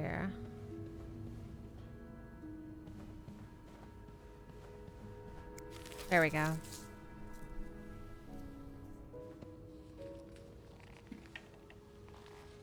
This is dangerous to do. They could come back any moment. Okay.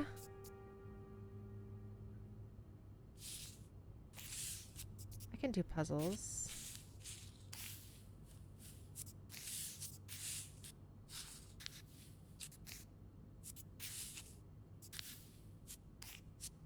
Okay.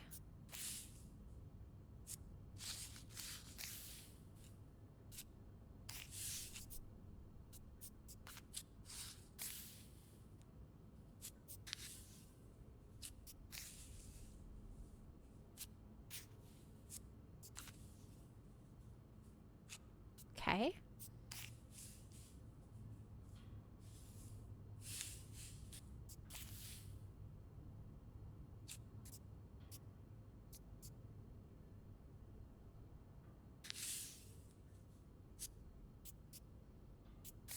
Yeah, that fits. It's a code. For sure. It's like music as well.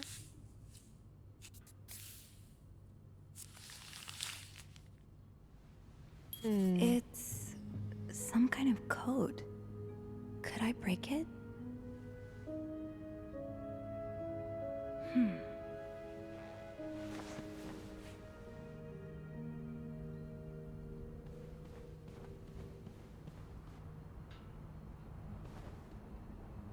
Locked. It looks like the code is made up of 4 letters. Why did I look over here? Oh. Oh. I see what she's doing. Okay, so W is 8. SOS is 5.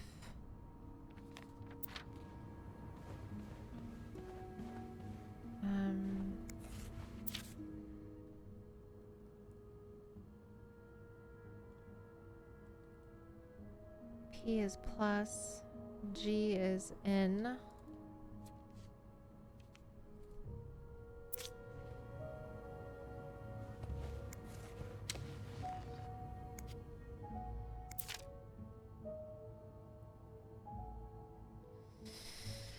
U is 6. X is W. And I know there was some on like the ticket stubs and stuff in the other room. If I remember right.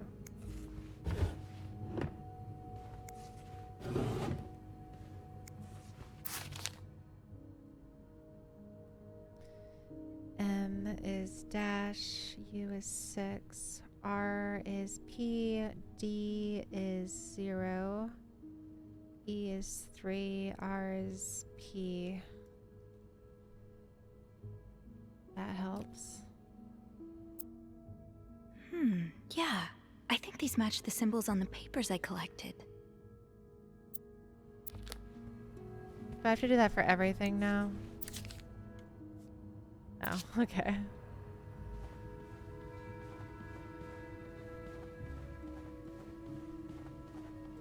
Just gonna look at other papers, I guess. Wait.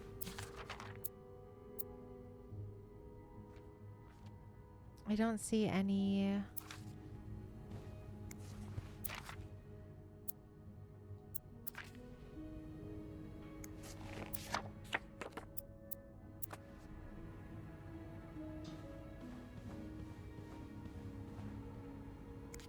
Okay. Do I have a 4? No, not yet. That yarn map Mr. Morgan has on the wall of 505. Weren't there some peculiar doodles? Yes. Symbols, maybe. Yes, there was.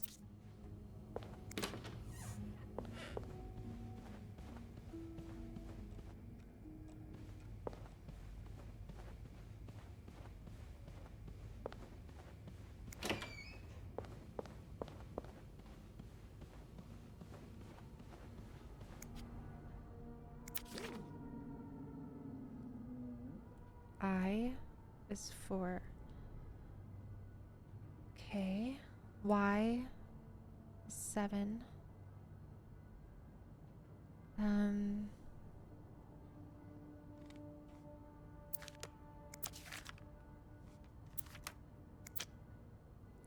There we go. A is 2. V is G. L is the music note. A is 2. A is 2. A is 2. L is the music note. Okay, I got it. Those are repeats.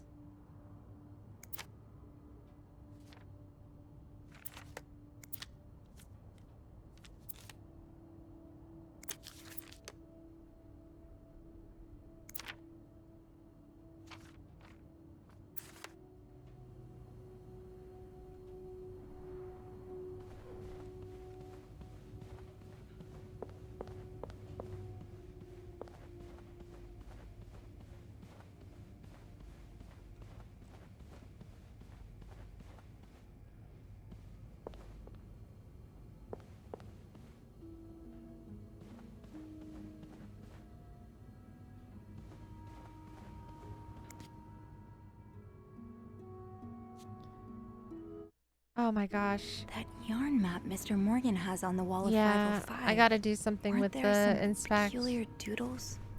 Symbols, maybe. More of these symbols. Just what I was looking for. Shoot. Okay. No, hang on.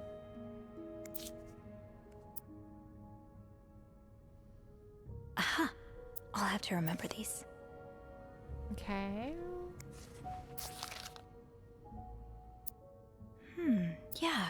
I think these match the symbols on the papers I collected.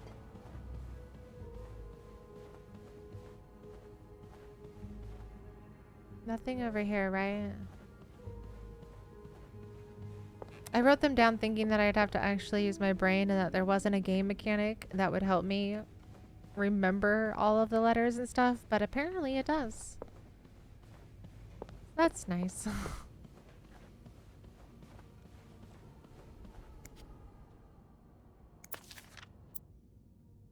More of these symbols. Just that's one of the symbols.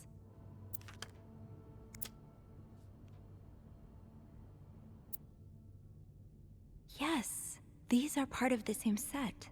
I think I can use this.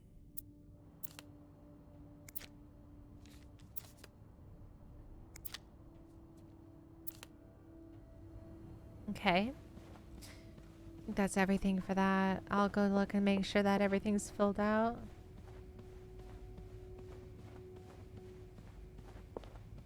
Why do they have a secret code system for their letters and stuff? Unless they feel like they're being watched.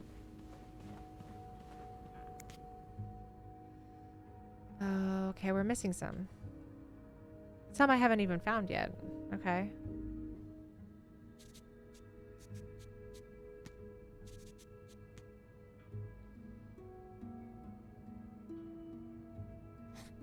I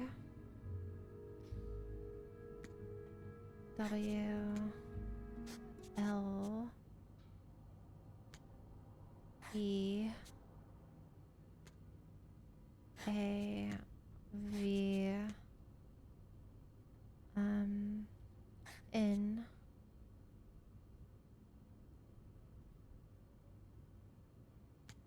O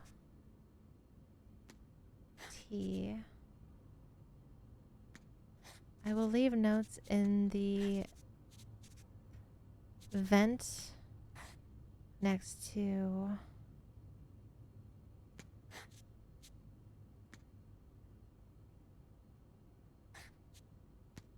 your... I will leave notes in the vent next to your room.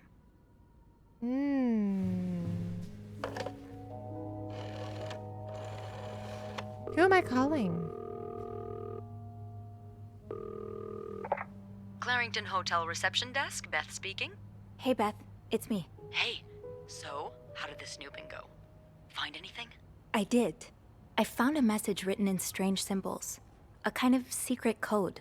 A secret code? Well, spill the beans. What did it say? I will leave notes in the vent next to your room. In the vent? Who the hell does that? I don't know. Someone But hiding whoever something. the message was intended for went through a lot of trouble to hide it. It was torn in a dozen pieces and scattered in 3 different trash cans. So the Cruises are keeping secrets from each other. Do you think one of them's having an affair? I think it's blackmail. I don't know. It really looks like blackmail. Blackmail? What makes you say that?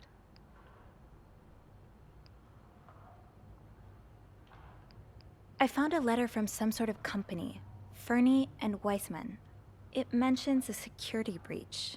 Targeting the Cruises? Just the wife. It seems some of her private information was stolen by someone. But for it to be blackmail, there needs to be money involved, right? Is that all you've got to back your theory?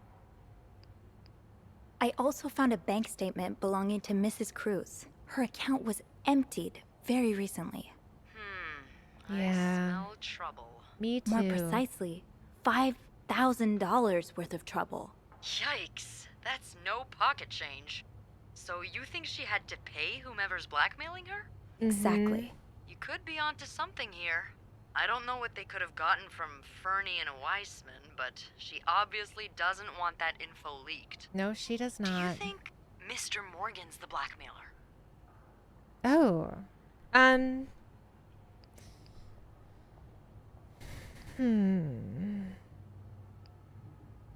Or Morgan was hired to find the blackmailer? What if the Cruzes hired him to find the blackmailer's identity?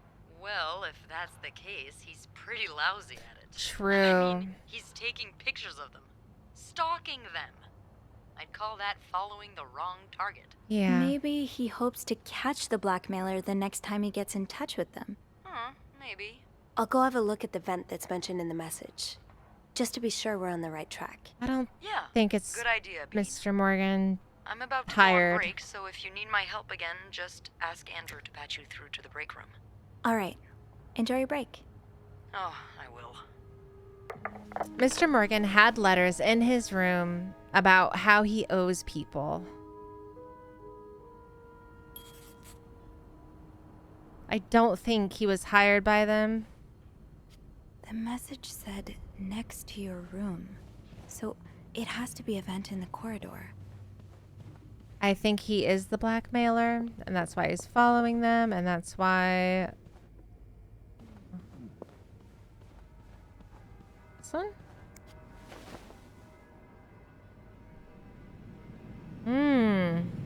There it it is.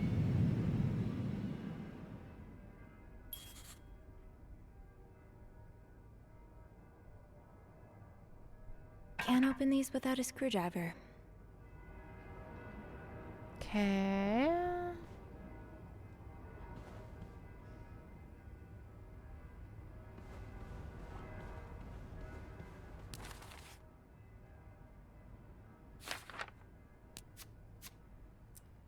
I did it. I cracked the code. I will leave notes in the vent next to your room. Not too bad for one hotel maid, if I say so myself.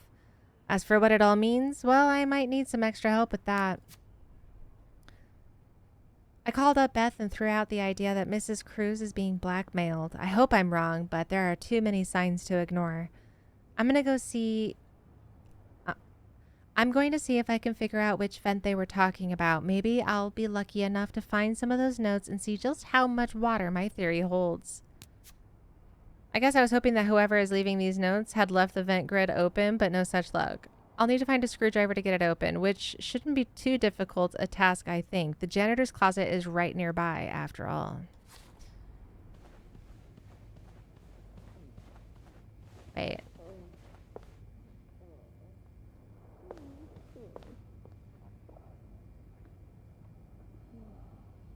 Oh my god.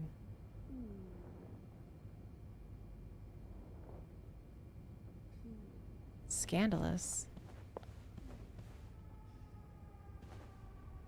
Okay, that's the stairs. Oh. That's literally right here. Excuse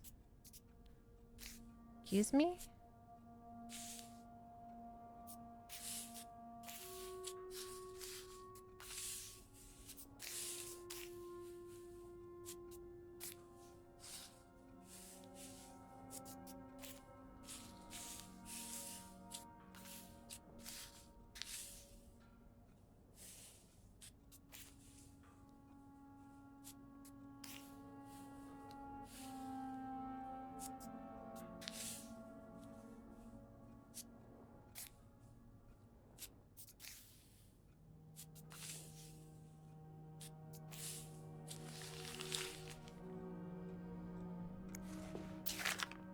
Highest priority, huh? That means Eugene's probably working in Bernard's office right now. Eugene, Bernard tells me there's a cold draft coming from this window and it's turning his office into a freezer. Fixing this should be your highest priority today. Linda. Why was it ripped up though? I'm so confused. Oh, Eugene. I had no idea. Dear Eugene, a friend of mine has heard from her hairdresser, who's heard from her sister-in-law, who works as a secretary to the mayor. The city plans on building a new mental hospital right next to Clarington. Imagine. Janice could get the care she needs while staying close to home. It's almost too good to be true. I don't dare get my hopes up, but still, I'll keep my ear to the ground and keep you posted as soon as I have more news. Warm wishes, Joyce.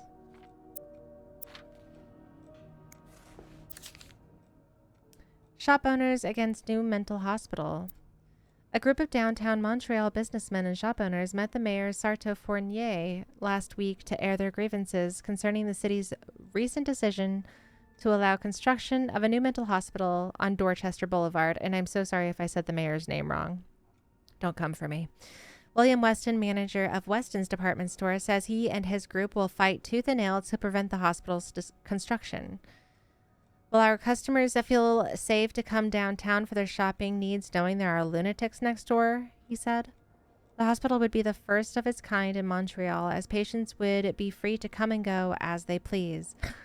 Dr. David Blunt, the young psychiatrist behind the initiative, believes that allowing patients to maintain a connection with the outside world will facilitate their full return to society once their treatment is over. Sounds like Eugene asked Bernard to stop opposing the construction of the new psychiatric hospital. And Bernard was Bernard. Dear Eugene, I was unaware of your daughter's condition. I can only imagine how difficult this must be for you and your wife. But do not worry. You only have to look at my brother to see how rotten apples grow, even in the best of families. As for your request, I am afraid I am unable to grant it.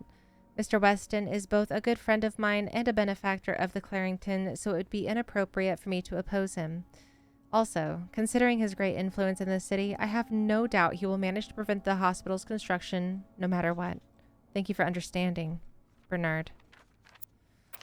Some people are just not nice. Shoot, no screwdriver. What's life without a little challenge? This must be Eugene with his daughter. He looks like a caring father. He does. Eugene's a pro at fixing the fuse box whenever there's a power outage. Okay, so no screwdriver. Eugene must be down in Bernard's office. I should go ask him for a screwdriver. Yeah, we should.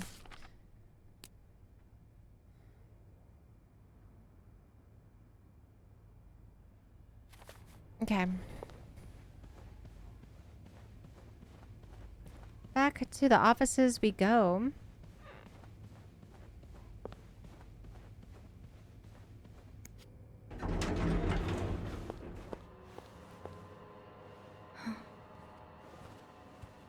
Oh. Hi? Who is this? Hello? Oh, it's Bernard. It's, Miss Belivet, isn't it? What? Oh, Roy. Oh, right.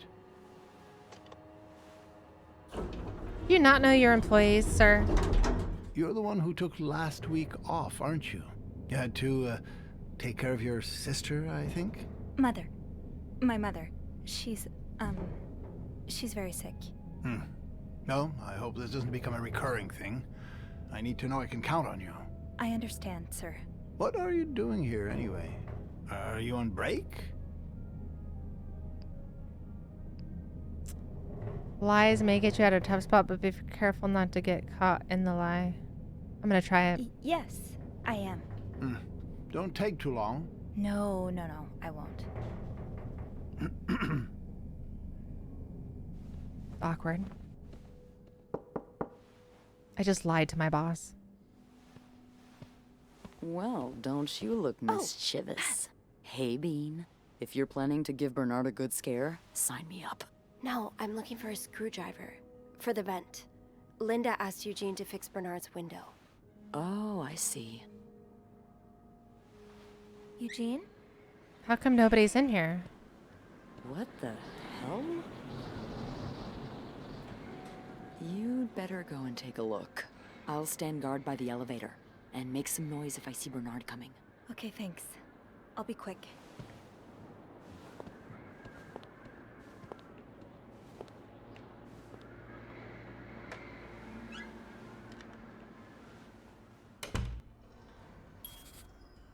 Okay.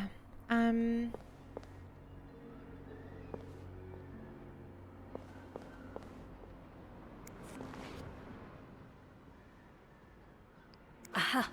Let's get you to that vent. Opposing something that could help so many people just because it's close to your hotel? This is ridiculous.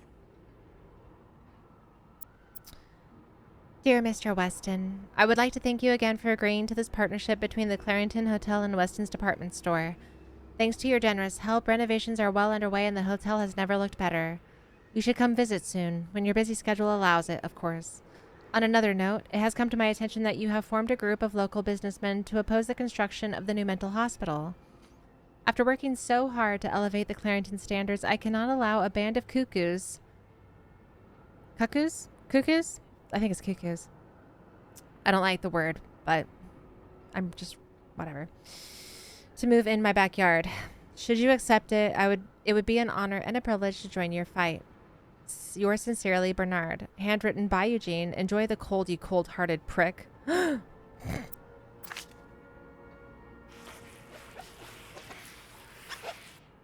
Okay. Well. This does not look like a nice brotherly check-in. I had no idea things were this bad between Bernard and Raymond. Dear brother, I thank you for your invaluable input, but need I remind you the terms of our agreement? I did my part. I got you out of jail and have you ensured that news of your deviant ways would not leak. Now I expect you to keep your side of the bargain and stay out of my way. You are not in charge of the hotel anymore. I've worked relentlessly the last 2 years to return the Clarington to its former glory. A great challenge considering the poor state you left it in. I'm glad Father never got to see you how you so shamelessly destroyed his great legacy. As for me, I will be dead too before I listen to a single word of advice from you. You ask I lower our prices, but I can tell you I plan on doing just the opposite. My guests will only be la creme de la creme. Your deviant friends can find themselves another place for their sinful debaucheries. Enjoy your retirement. Yikes.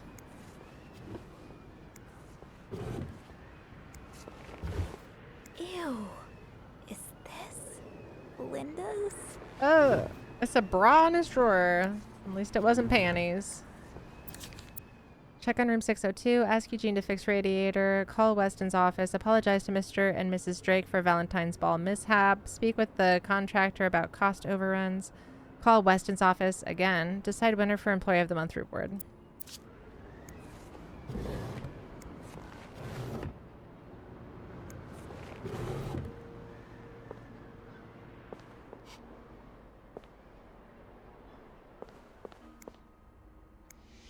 Surely your break is over by now. No, it's not.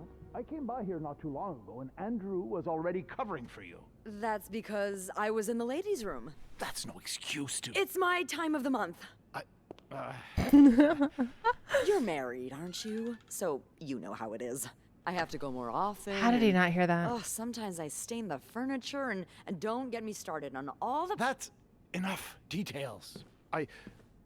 Miss Belivet, what were you doing in my office? Why is he calling me that?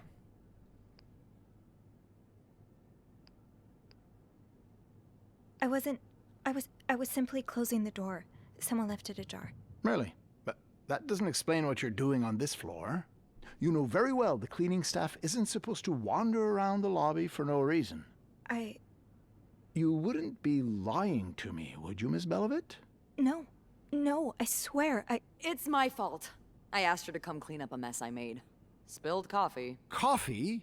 Oh, Miss Lambert, you're not supposed to have beverages at the front desk. It's spiraling. Yeah, well, there are so many rules here, I lose track.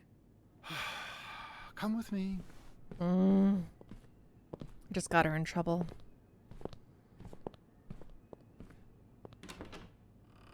She looked out for me, though. That was nice of her. Sorry.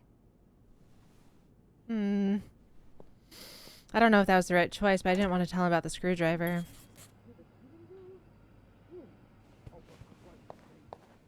Sorry, ma'am. How big did you say your party was again?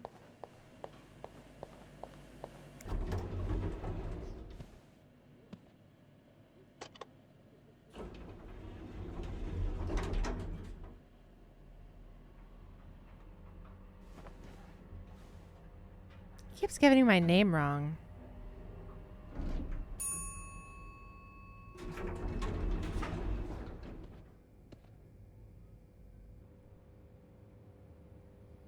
Okay.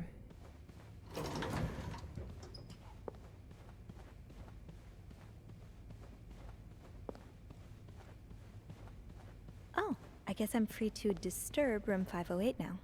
But that's where Bernard and Linda were. Oh, that was Ew. Bernard and Linda? Gross. Okay.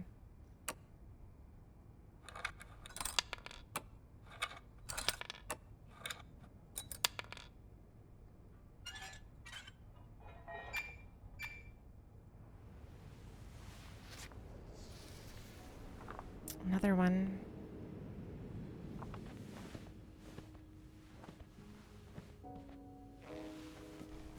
I shouldn't be leaving this stuff around in case they come back.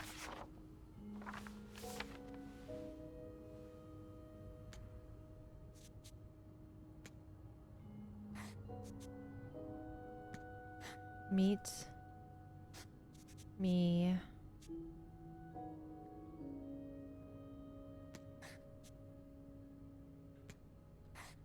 tonight in my room Michelle. No. Michael?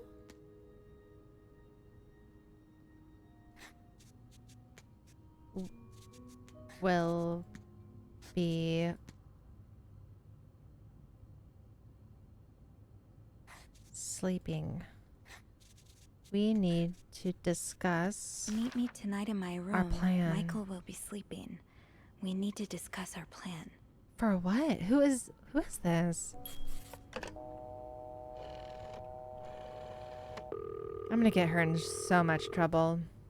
Clarington Hotel reception desk, Beth speaking. It's me. Oh, hello, Bean. Anything new to report? At least she's not mad at me. I found another message written in secret code. What does it say? Meet me tonight in my room. Michael will be sleeping. We need to discuss our plan. Michael? Who's that? Another husband? I don't know. It's the first time I'm hearing of a Michael in this story. Let me check the logbook. I almost wonder if I'm giving her too much information. There's a Michael staying in room 507. Mrs. Beaumont's room? But she doesn't have a husband. She's here alone with... Oh, Michael must be her son. I got him some extra blankets the other day so he could build a fort. Could Marcella? Yes? No, never mind. Hmm? So, what's next? I guess I should go have a look at 507, but it's not on my list. There's a do not disturb sign on the door. Well, I could call the room to make sure no one's there. Good idea. Hang on.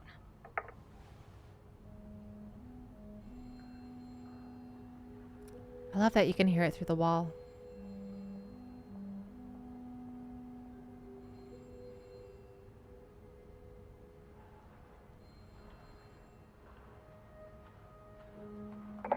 You've got the all clear, Bean. Head on over. They Thanks, could have Beth. just not picked call you up, back. though. They could have ignored it. How do we know for sure that they're not there?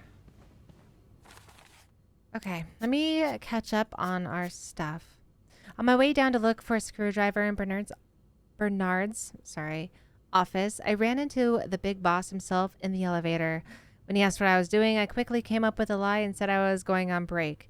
It was innocent enough as far as lies go, but I wonder if I'd have been better off just telling him the truth. I'm not really doing anything wrong. Thank goodness he and I went in separate directions when we got to the ground floor. Now to see if I can find that screwdriver.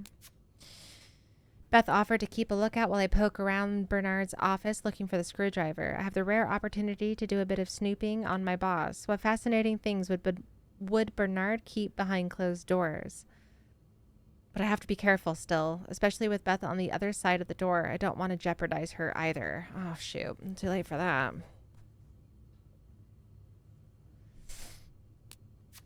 Looks like my hunch was correct. Eugene was here to fix the window, and lucky for me, he left a screwdriver behind. I get the feeling he won't be needing it anytime soon. Getting the vent open should be easy enough now. I should have known it wouldn't be as simple as walking out unnoticed. Bernard was waiting on the other side of the door once I finished up in his office. I'm really glad my job keeps me from interacting with him too often. I don't know how many more times I can handle hearing him call me Miss Bellevit. I only managed to get away thanks to Beth. I really ought to thank her later. I hope whatever Bernard has in store for her isn't too bad, and I hope what I find on the 5th floor makes her sacrifice worth it. Just as that encoded letter promised, there was indeed a note left in the vent, written, once again, in code. I'm confident I'll be able to decipher this one, too. I'm becoming quite the expert. Meet me tonight in my room. Michael will be sleeping. We need to discuss our plan. There's another code broken and another lead to follow. I asked Beth to find a Michael in the logbook, and just as I'd hoped, there was only one staying with us at the moment. Michael Beaumont, the son of Anne Beaumont, in 507. All right, let's get to. We gotta go to 507. Oh, I don't know how I feel about this. There might be someone in here.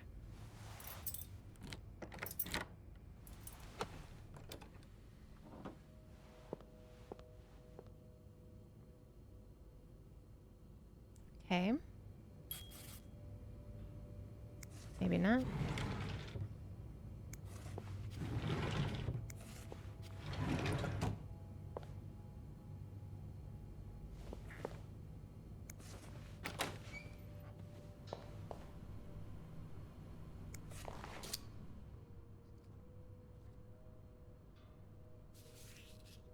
The White Cat Bar and Restaurant.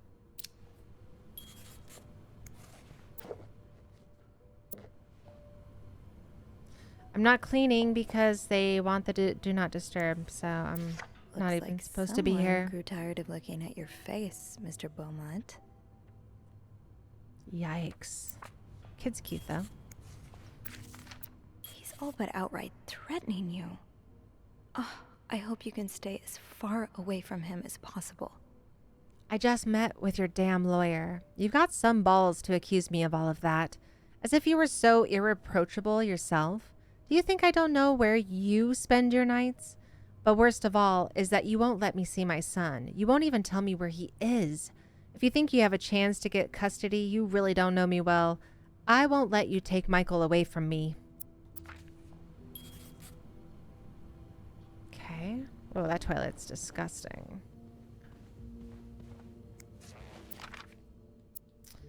The winds and the leaves that day made a sound that sounded like... A sound that sounded like? Really, Anne? The winds and the leaves that day made the tree whistle a soft melody that came to my ear. I remember every part of this day, for it was the day we met. Jesus, this is bad. I was looking for my cat when I heard the sound of the leaves blowing in the wind like a melody in my ear. On this summer day where I met you. Okay. Ah, that's so sweet. I didn't do much, but I'm glad it meant something to you. Dear Sophie, thank you so much for taking care of our room every day and bringing us extra sheets. Michael and I wanted to give you a little something before we left. Sincerely, A.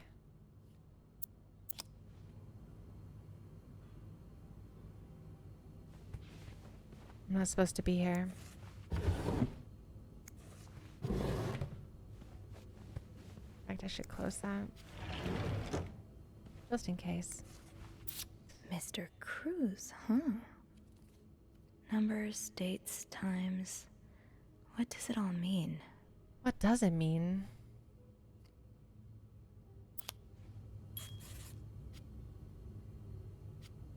Okay.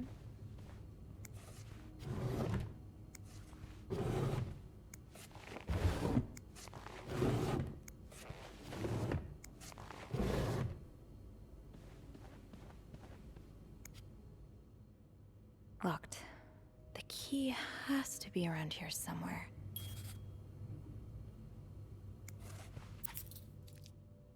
Greta. Cat or a dog? So a husband can abuse his wife and just get away with it? And people like Linda still think divorce is wrong? Ugh. Attorneys at law, dear Anne. I have met with Lewis, and he has asked me to give you the enclosed letter. I think I should reiterate that some of your accusations, such as wife abuse, are not grounds for divorce in Quebec. I understand you are hurt, but I do not think antagonizing your husband is very wise at the moment. Do not forget to be in court at 11 a.m. on the 20th. Be on time. Also, a friendly reminder that my fees for January need to be paid before the end of this month. I am happy to help you out, but I cannot work pro bono on this. Sincerely, Howard.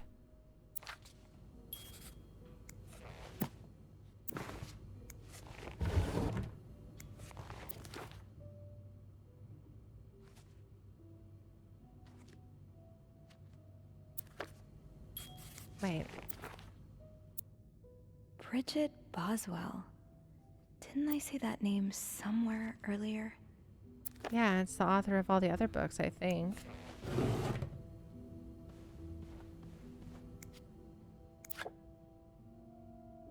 So you were eager to set up a meeting, but didn't want anyone noticing.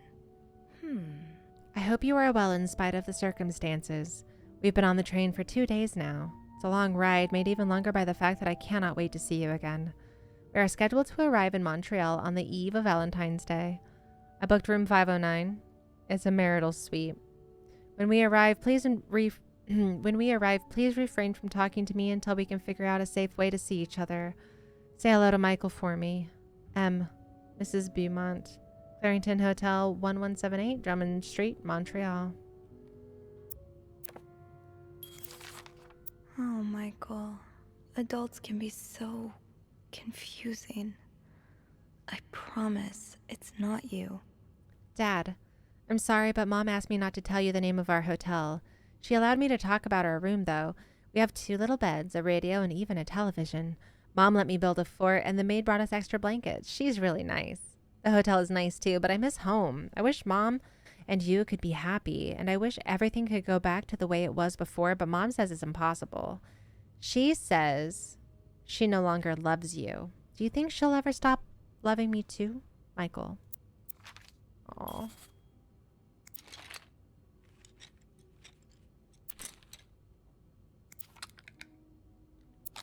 It's cute. To Anne Bursey, Michael's withdrawal from school. Dear Mrs. Bursey, we have successfully processed your request to withdraw your son, Michael Bursey, from his school schedule and system under the agreement that you will continue his education from home. Following this letter, you will receive a list of books and school materials you need to purchase in order to follow the curriculum from home. A social worker will be in touch to help you understand our milestones so that your son can benefit from our programs from the comfort of his home. Thank you for thinking of your son's education, Director Donald Byron.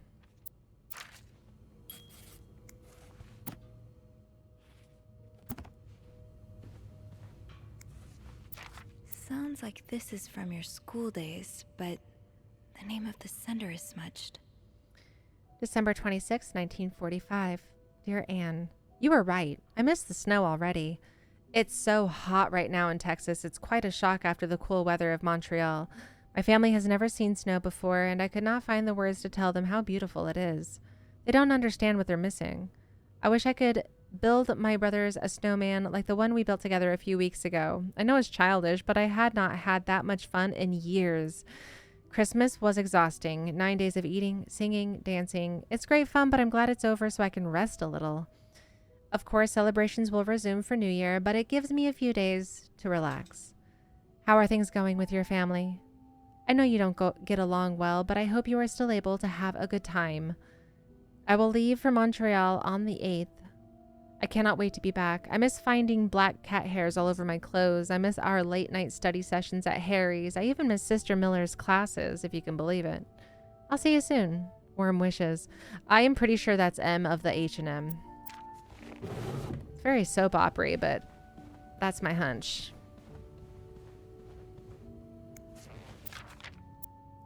This letter has been sent to you and has been around the world 3 times. The one who breaks the chain will have bad luck. No, not the chain letter. Oh my gosh. You know the drill, Sophie. Let's sweep and snoop. Am I supposed to be cleaning?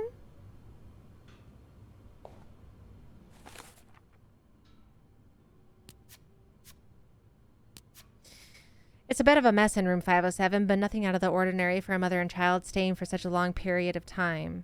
Where should I start investigating? There's an open suitcase lying on the bed that immediately drew my attention, but there's lots of other things lying around too. Oops, I didn't mean to do that.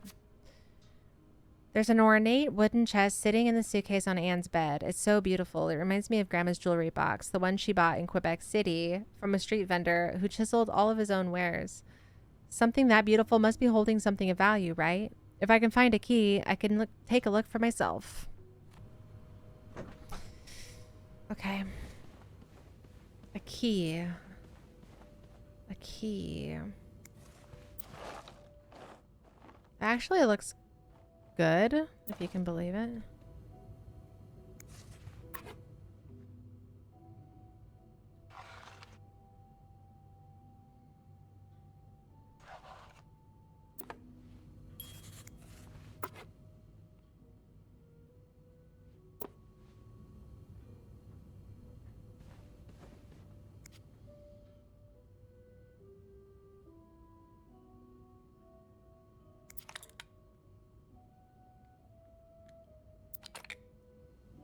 I didn't see a key.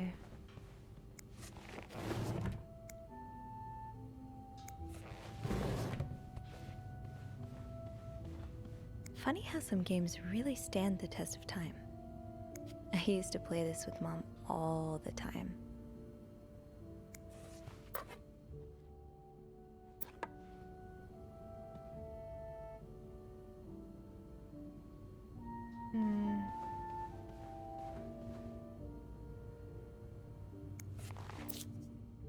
look in your eyes. What does it mean? And who is this from? You don't need to know my name, but you've seen me. I've recognized that look in your eyes when you checked in. You and I don't need to make a fuss out of this.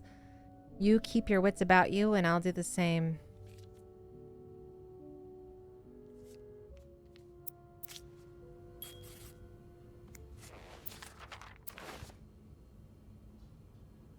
The key for the chest must be around.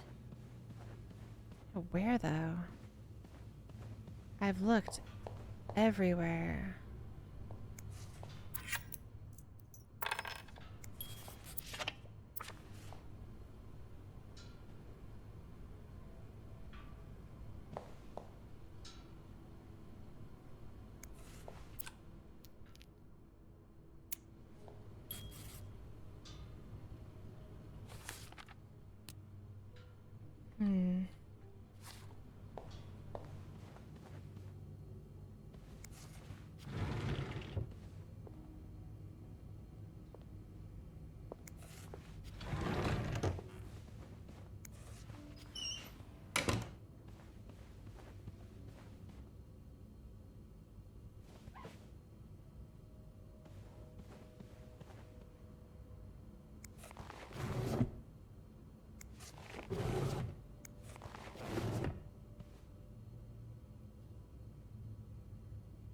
Hmm. Key.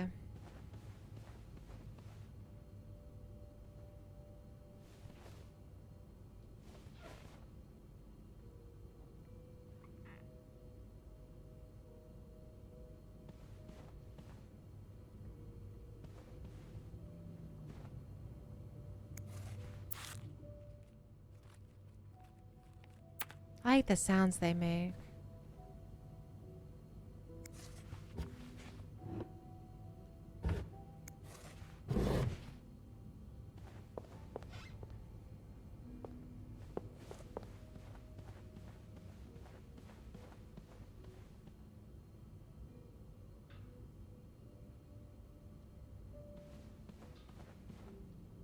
Oh my gosh. Aha! It was literally right in front of me. He's our Snoop's best friend. Oh. My god, I hope I don't get caught. It's gonna be horrible.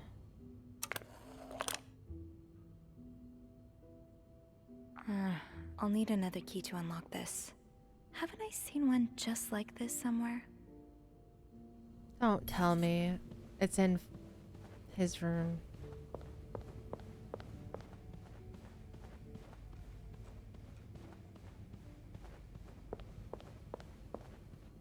Is it?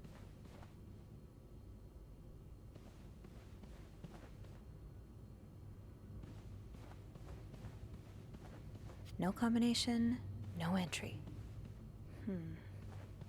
That key looks so familiar. Why do I associate it with room 505? Let's go to 505 then, I guess. I thought for sure it would be 509, but...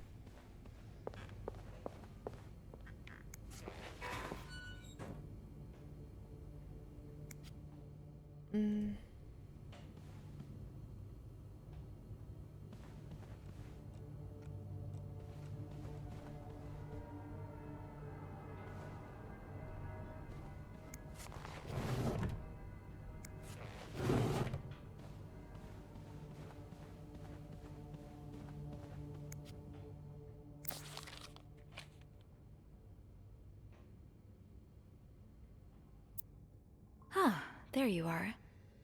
With Marcella. Hmm. God knows where she is.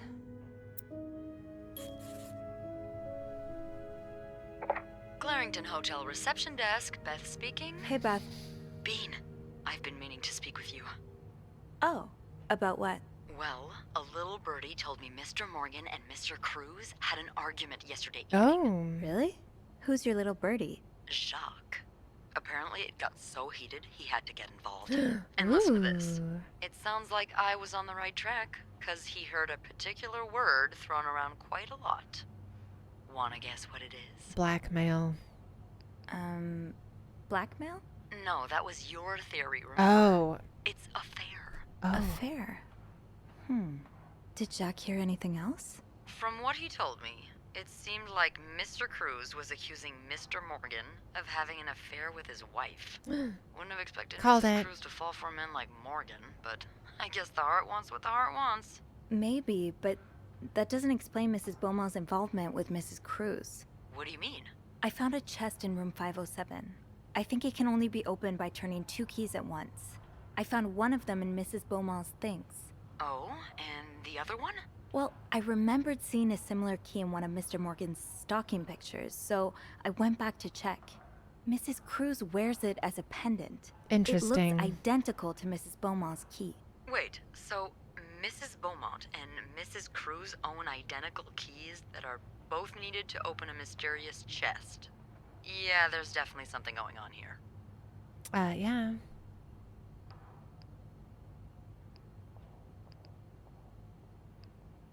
Yeah, but the answers probably lie in that chest, and I don't think I'll be able to open it.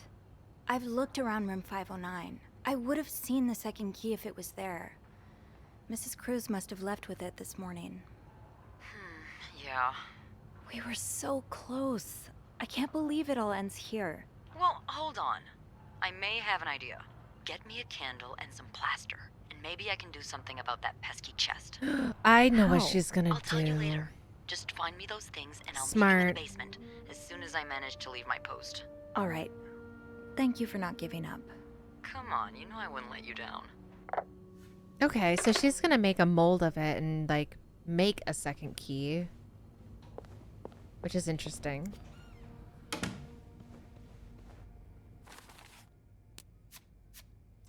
Keys, keys, keys. I don't think I've ever used so many keys in one day.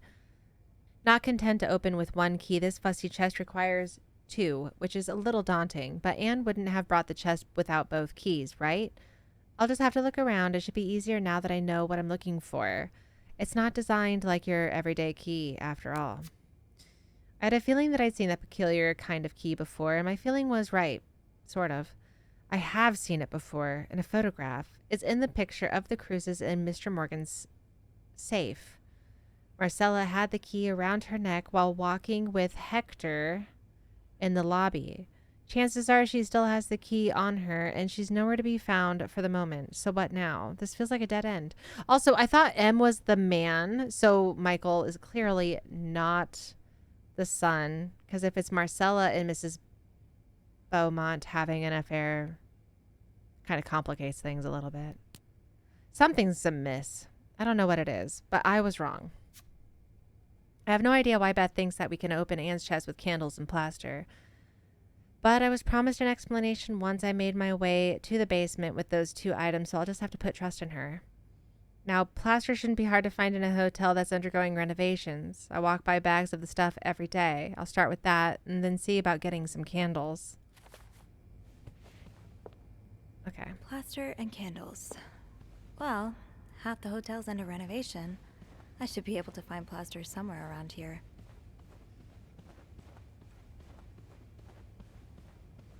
I'm gonna start over here. Great. This takes care of half of this little scavenger hunt. As for the candles, doesn't Rebecca keep some in her locker downstairs? Oh, I actually didn't notice. I guess we'll go look again. This is getting very intriguing.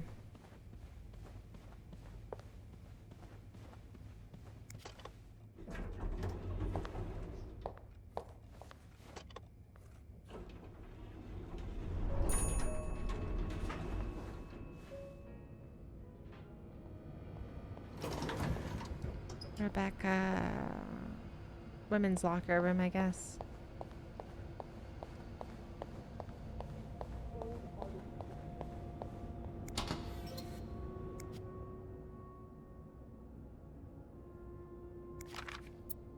Rebecca, the VIP guest in room 602 is getting on my nerves. He keeps ordering food that's not on the menu. We don't usually do special orders, but Bernard was adamant that we make all of his wishes come true. Do I look like a goddamn genie?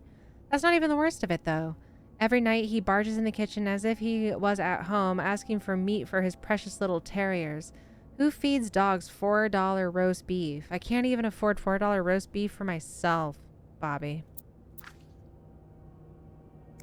So you do have a stash of candles. But where is it?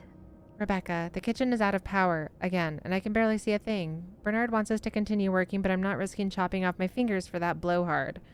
Didn't you start hoarding candles since the last power outage? I remember you saying you never wanted to be caught in the dark basement again. Where's your stash? It's urgent. Please, Bobby.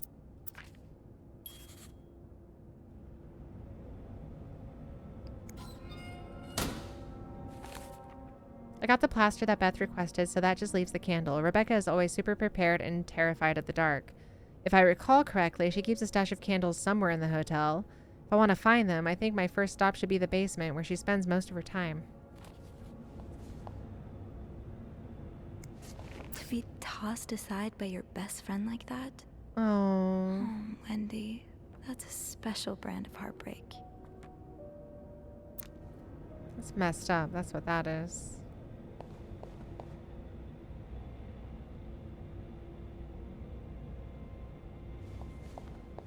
Maybe Bobby took some candles from Rebecca already.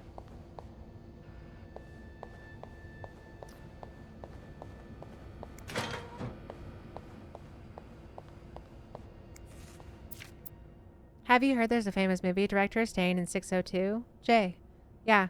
I was there when he checked in. I don't know who he is, but he must be pretty important because Bernard was almost licking his boots. He even let the man bring his dogs in the hotel. Is he shooting a picture in Montreal?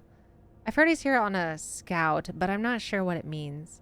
Maybe he's making a picture on Boy Scouts. Do you think he'll shoot in the hotel? I hope he does. Imagine, we could meet famous actors like James Dean. Let's hope the director has supernatural powers because Dean is very much dead. What? James Dean is dead? Andrew's book club. What? Let's talk about books and stuff over a nice cup of coffee. Oh, I would love that. A corner cafe. Thursday, 7 p.m. See, this is something that I have been wanting, but I don't know anybody where I live because they've all moved away. And yeah, I don't have any friends here anymore. I should try and get something like this going. That'd be super fun. Are you guys in a book club at all? Can I join?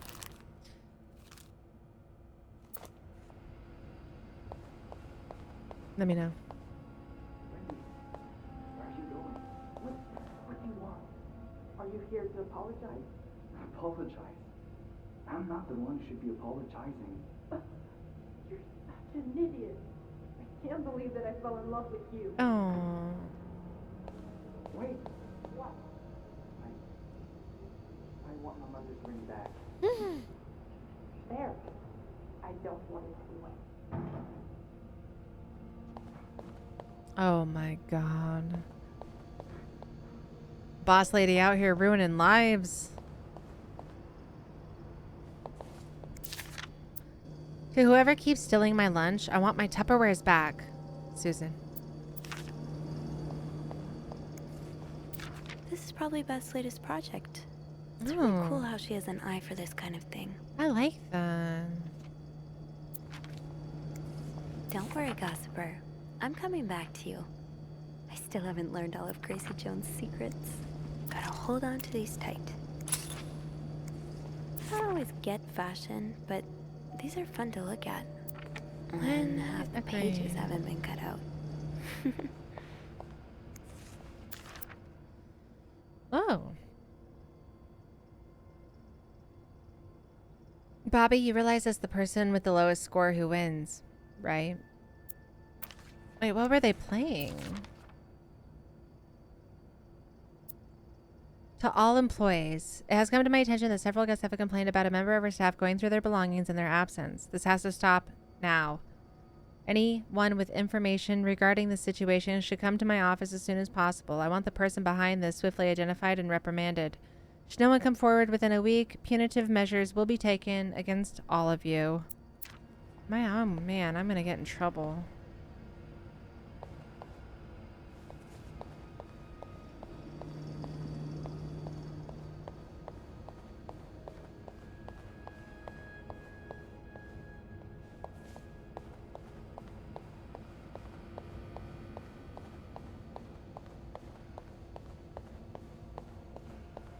I think Bobby is in the kitchen. If Bobby has some of Rebecca's candles, maybe Oh. he kept them in his locker. In his locker, eh? Tupperware. Bobby's literally Candles, stealing. but this looks like the laundry room. Bobby's stealing the lunches, you guys. Look at. Oh my gosh. That is so funny. We're learning so much about people today.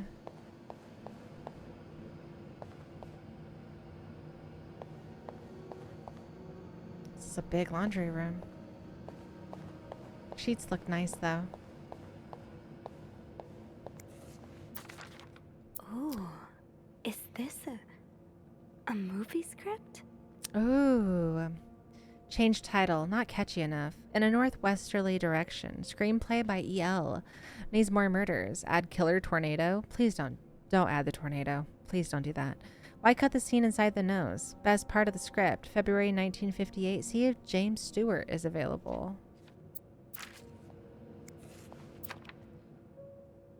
Paper note with funny drawing. Red lipstick. $50 in loose change. Business card. Peppermint cigarette pack. Old port. Silver ring. Are these all lost and founds? I think these are found in laundries. Okay.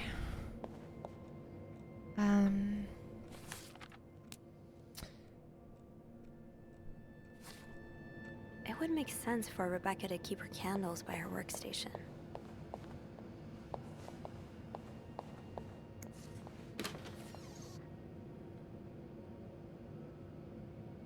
Got a candle.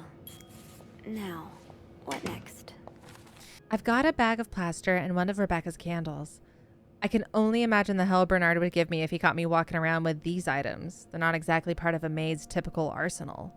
Now to figure out how exactly these are going to help me open a locked chest. I'm sure it will all make sense soon.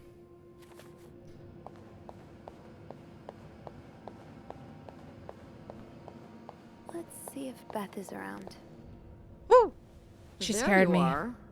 I'm not sure I understand what the plan is here. Well, when I was little, we had padlocks on many of the farm's sheds. My dad would always lose the keys, so one day he made a mold of them using wax and plaster. I was thinking of doing the same. Are you sure it's gonna work? Absolutely not. But hey, I guess we won't know until we try. Yeah, you're right. So let's do this.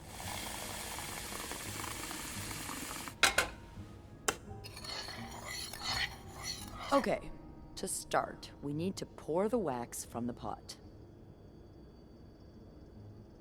Hold on. That's not what's next.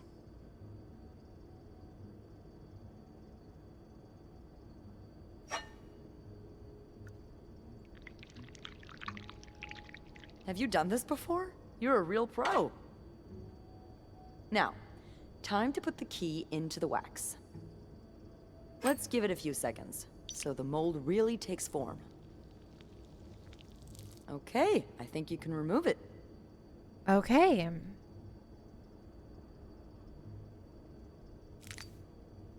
Well, we're almost there. Just pour the cup of plaster into the mold.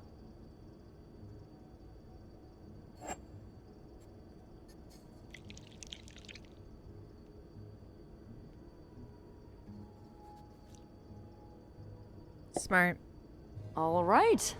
Now we wait for it to dry. How long do you think it's gonna take? I don't know. I guess we'll keep poking it every now and then. I bet you didn't think you'd be making a plaster key today, huh? Indeed. But I like it. It's rare that this job allows me to use my creative side. Your creative side? Well, granted, this key won't end up in any museum, but I enjoy the occasional artistic endeavor. Like drawing? Like drawing? Oh, God, no. I once drew a dress that everyone mistook for a birthday hat. I never drew again after that. What about you? Haven't I seen you drawing in that journal of yours? Yeah, I doodle a little. Hey, you should show me one day. I'd love to see your art. It's hardly art. I wouldn't call it art. Oh, I'm sure you're underestimating yourself. No, I'm pretty sure I'm not. All right, then.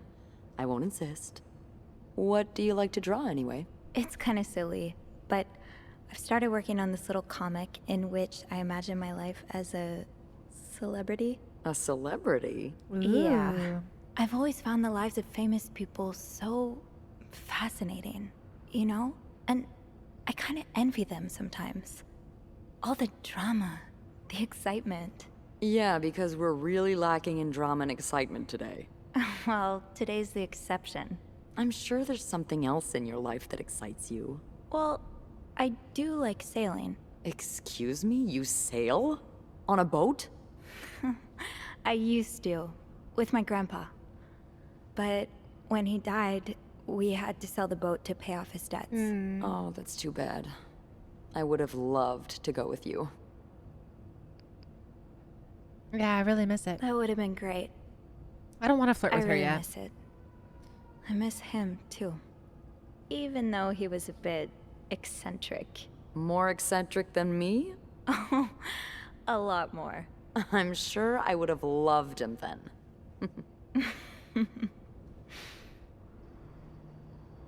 Hey, look. I think it's dry. I can't believe it worked. I could not have done this without you. Yeah, probably not. Well, I should get back upstairs before Bernard notices my absence, if he hasn't already. Let me know how it goes with the key. Oh, and be careful while turning it, okay? You wouldn't want it to break inside the lock. Yeah, I'll be careful. Thank you for everything. No problem.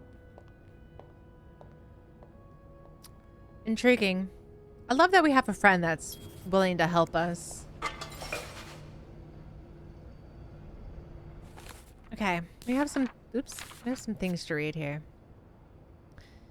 I've got a bag of plaster and one of Rebecca's candles. I can only imagine the hell Bernard would give me if he caught me walking around with these items. They're not exactly part of a maid's typical arsenal. Now, to figure out how exactly these are going to help me open a locked chest, I'm sure it'll all make sense soon. Okay. That's done. After I got the candle, I met up with Beth in the break room, and the plan was finally unveiled. To mix plaster and wax and use the key I found in 507 to create a double. I never would have thought of this on my own, that's for sure. While waiting for the double to solidify, I got a chance to talk to Beth some more. The downtime even gave us a chance to talk about something other than the day's weirdness. Of course, now I have to go test our handiwork. Back to Anne's room. I've got 2 keys. Now, let's test them out.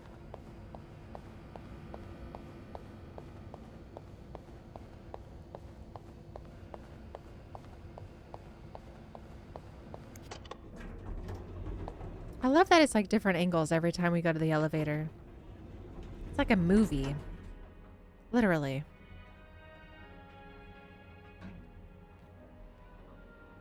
It's so good. And so are these strawberries I have. Be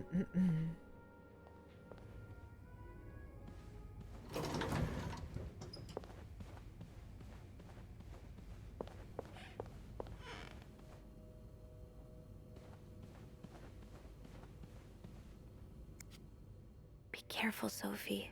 You don't want this key to break.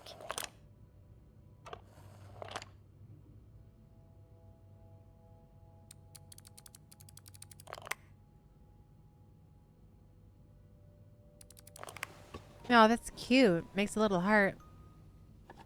What is all of this?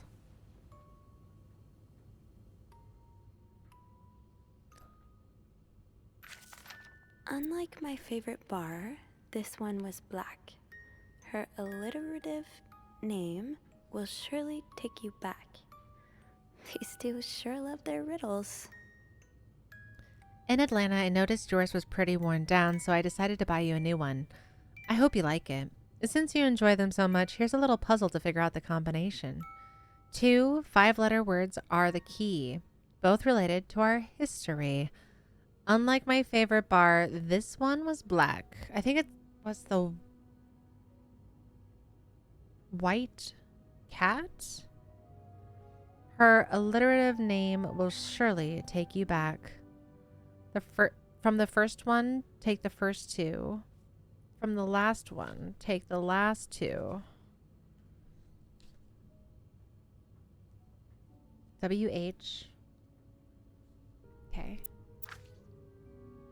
From our favorite bar. I hope you get better. Try to rest today. I will bring you hot soup after class. Huh. Marcella invited you to the movies. Let me guess. You said yes. Postman Always Rings Twice is playing at Lau's Theater tonight.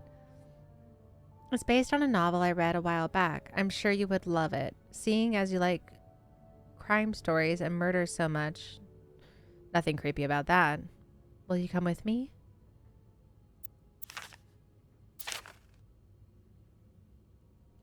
I can barely listen to Sister Miller's lecture today. In secret language, it says, all I do is look at your lips and imagine kissing you. I can't wait for tonight.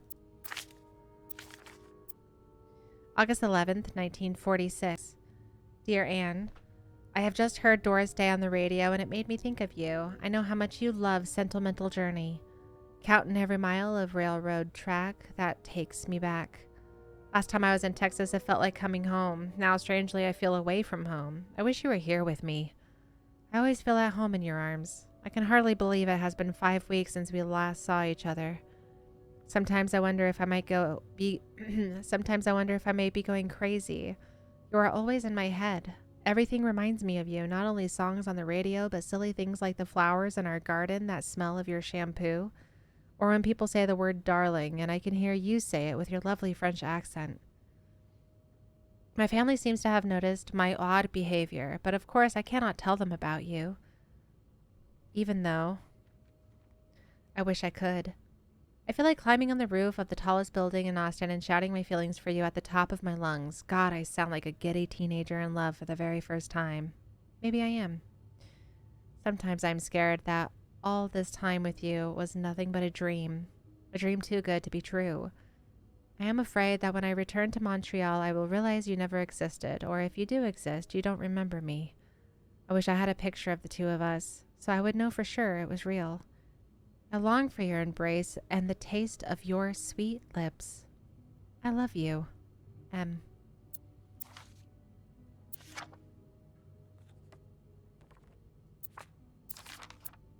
December 29th, 1947. Dear Anne, I'm sorry it took me so long to answer your last letter. Has it been 6 months already since I left Montreal? As you always say, I have no idea how to say that, by the way. Maybe someone in the comments can let me know. My parents are glad I am done with my studies. They always thought it was a strange idea for me to go to university. Now they want me to find a husband and have children like any other woman. I think I will. These past few months I had a lot of time to reflect on our relationship. You know my feelings for you, and I hope you never forget how much I love you. But we cannot hide our heads in the sand any longer. We were lucky our story lasted as long as it did, and foolish to think it would last forever. Our love is forbidden, and hiding it from my family is proving more and more difficult every day. You will always have a special place in my heart, but I believe it is time for us to go our separate ways.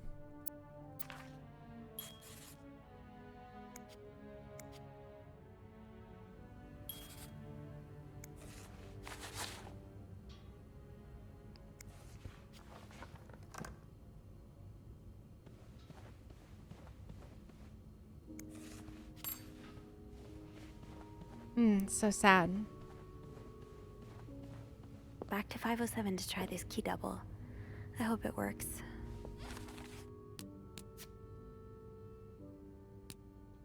The two keys, the letters back and forth, all of the shared memories, neatly preserved for more than a decade. Anne and Marcella were in love. There's no doubt about it. But then Marcella broke things off, feeling the burden of their secret. She felt that if they parted ways and hid all of this under lock and key, that she could have a normal life. Now Anne and Marcella are both here at Clarington over a decade later in adjacent rooms. I don't think their story is over just yet. According to one of the letters in the chest, Anne bought Marcella something that needs a 4-letter key to open. Could that be the case I found on Marcella's bed in 509? I need to figure out 2 5-letter words, both related to Anna Marcella's past. Unlike my favorite bar, this one was black. Her alliterative name will surely take you back. So alliterative means the repetition of initial consonant sounds in 2 or more neighboring words, such as like wild and woolly, threatening throngs, called also a head rhyme or an initial rhyme. Was there anything like that I've come across?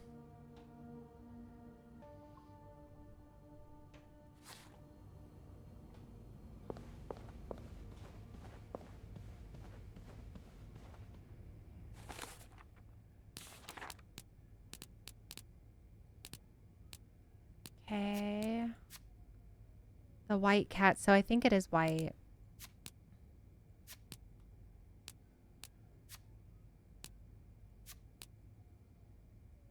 Greta.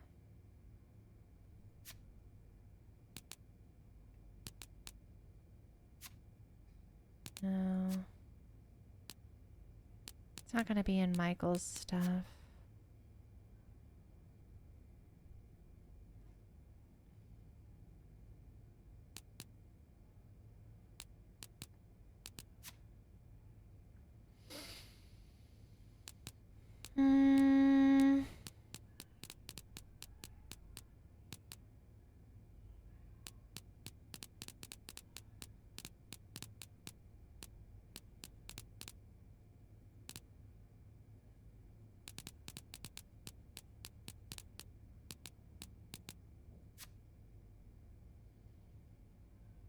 No.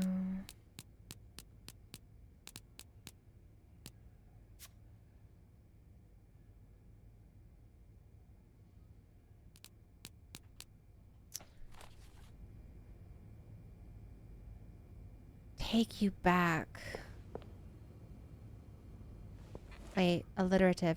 Doris Day. She mentioned Doris Day. Last 2. Doris. Wiss?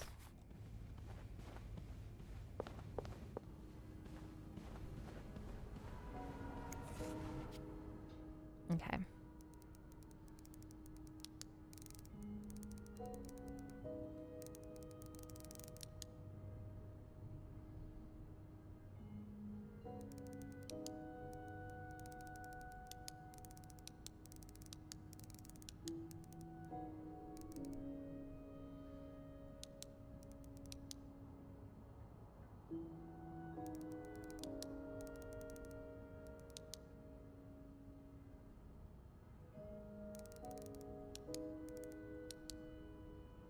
Greta's the cat. There's no W and a H, so I'm guessing it's Greta.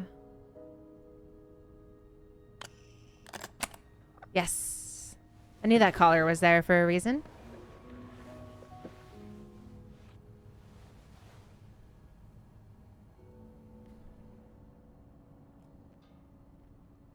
That novelist, Bridget Boswell, is actually you, Marcella? February 4th, 1956. Dear Marcella, or should I say, Bridget. You know I prefer a good old crime story, but last week I came upon a romance novel with an intriguing title, and they were roommates. I bought it on an impulse at a train station and read it from cover to cover during the journey. Can you imagine my surprise when I recognized our story? Oops, sorry.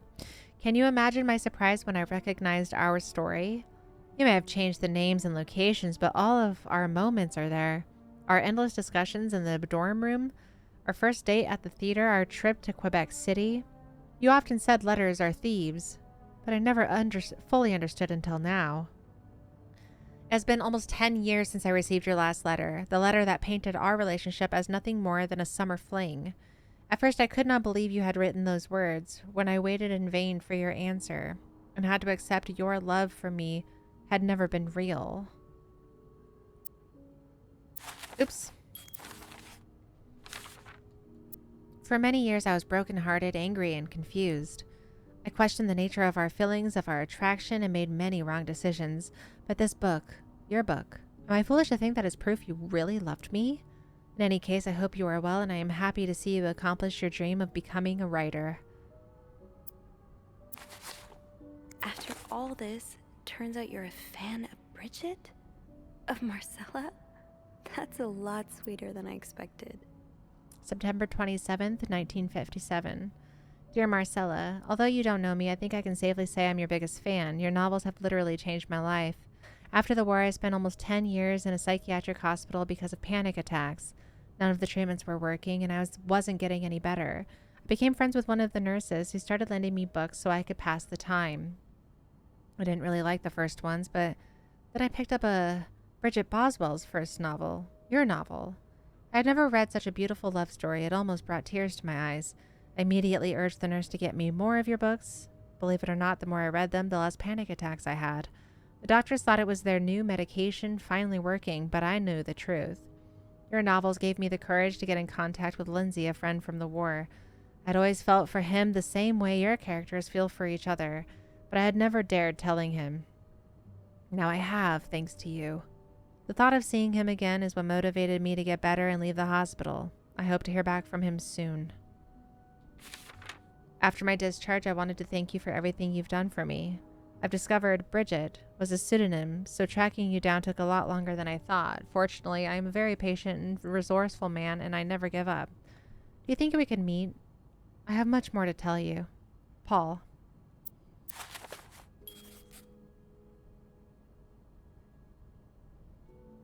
There's a lot of stuff in here. I don't think I've looked at everything yet. Oh. Oh, Anne. Murder might be a bit much, but you deserve some kind of justice. March 25th, 1956. Dear Marcella, I didn't expect you to reply to my letter, but I am happy to see I was wrong. Your words have comforted me in a time of great distress. If only Lewis was half the man you say Hector is. He has quite a temper and hits me frequently. I'm willing to put up with it as long as he doesn't hurt Michael, but there are some days when it becomes almost unbearable. The other day, I dreamt of our first date. We were watching The Postman Only Rings Twice again, but suddenly we were in the movie.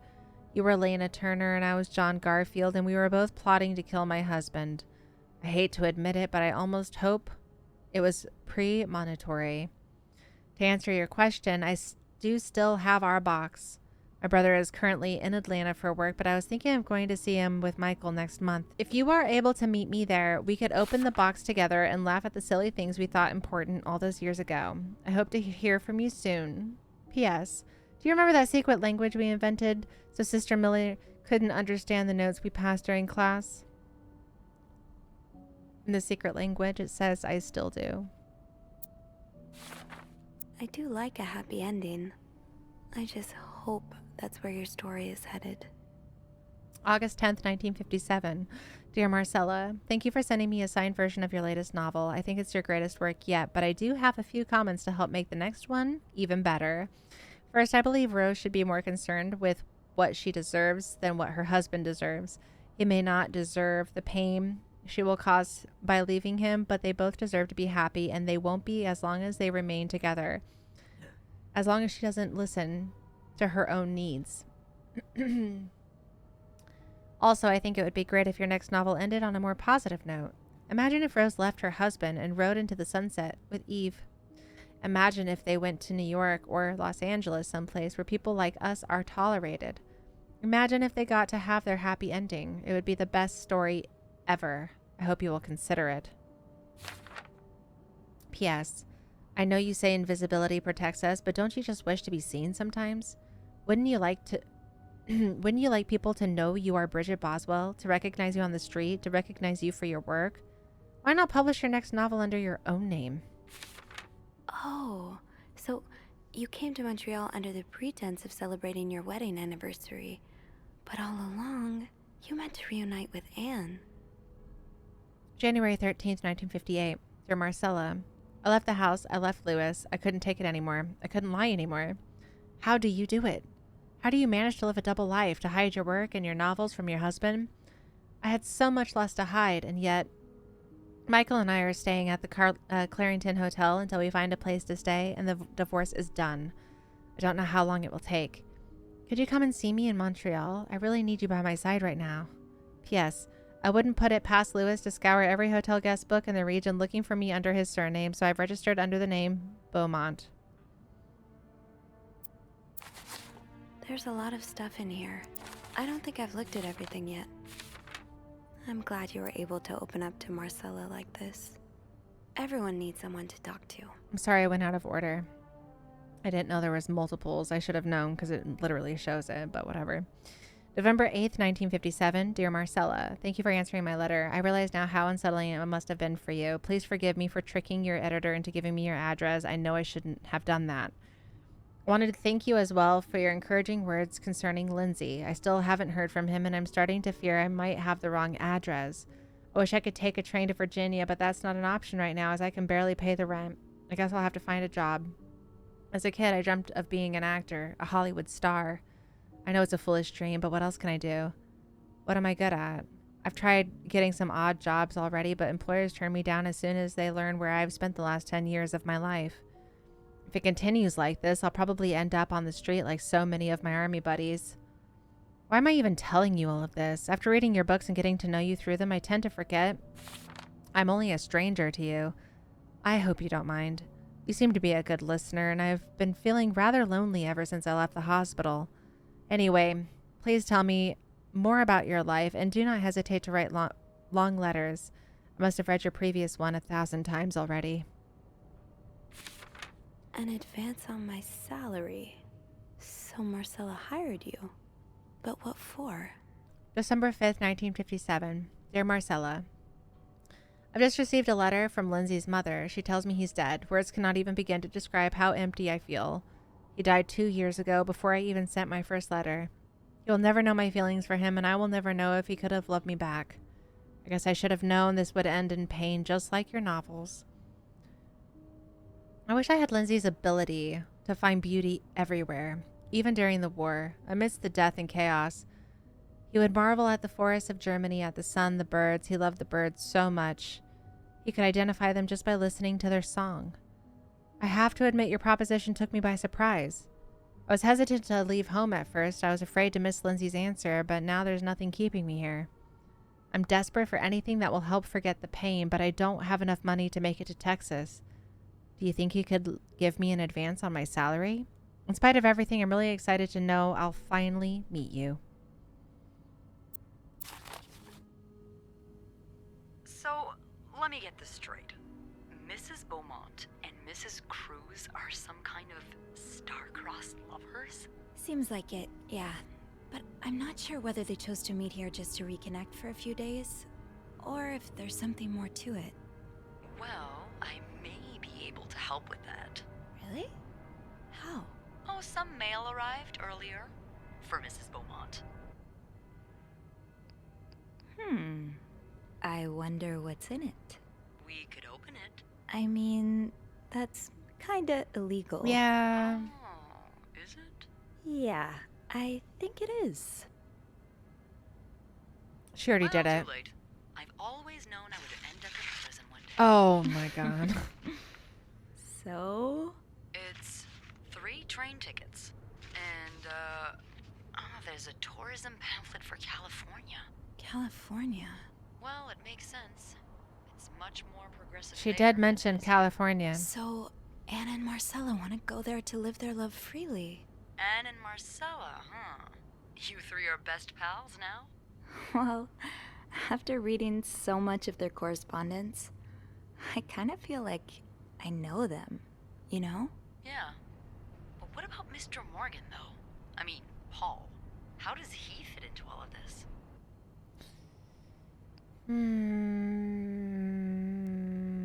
I think Marcella hired him. I found some letters Paul wrote to her. He said that her proposition took him by surprise, and that he'd need an advance on his salary. What did she hire him for? To investigate her own affair? I'm not sure. I didn't find the letter he was replying to. And why did he have those pictures of you anyway? Oh, I good guess we'll point. never know for sure, but I don't think it was ever about me. It's always been about Anne and Marcella. Exactly.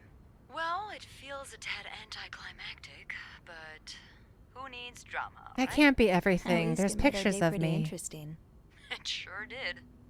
You know, after today, I think I get why you're so interested in the lives our guests lead. I try to forget they exist as soon as I'm done interacting with them. But once in a while, it's nice to remember that, well, even the most put-together person could be an absolute mess on the other side of the door. Mm-hmm. You're right. Everyone likes to put on a show, but none of us are actually perfect. Yeah, it's a comforting thought. I knew you'd get it, Bean. Come see me when your shift ends, all right? We could leave together if you want. Sure. If we're able to.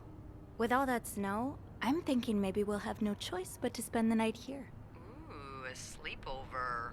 We could set up a pillow fort on the mezzanine. A pillow fort? We do work in a hotel, you know. There are actual beds here. I know, but isn't my way so much more fun? Well, we could take a page out of Michael's book and decorate it, and then spend the night throwing stuff at Bernard whenever he comes through the lobby. Oh, now you're talking.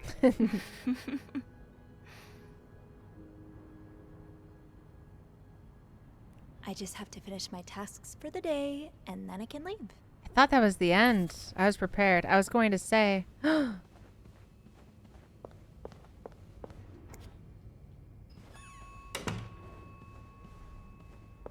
Someone's here. Wait. There's blood. Oh no. Oh no. Oh no. Oh, the door's not closing. Who is it?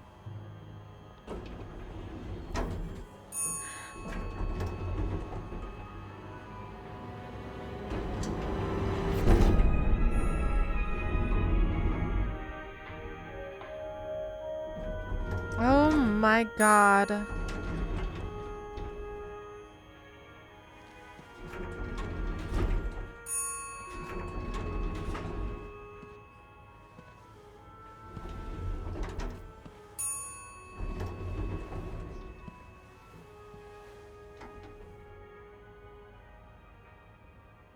Mr. Cruz? Oh no.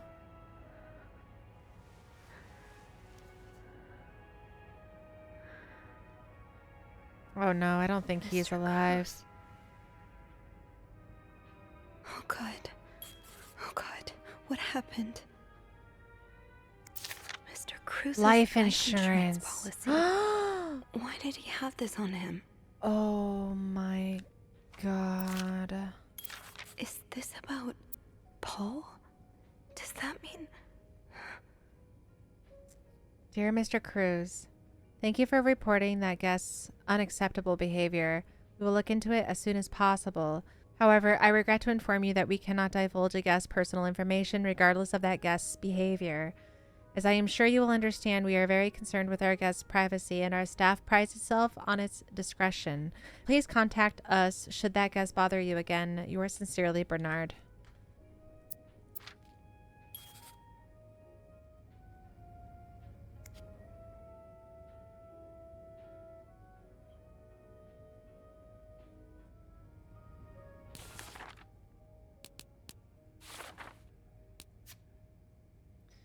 After looking inside Marcella's typewriter case, I think everything's fallen into place. There are a few lingering questions, but I think this is as far as the story goes for now.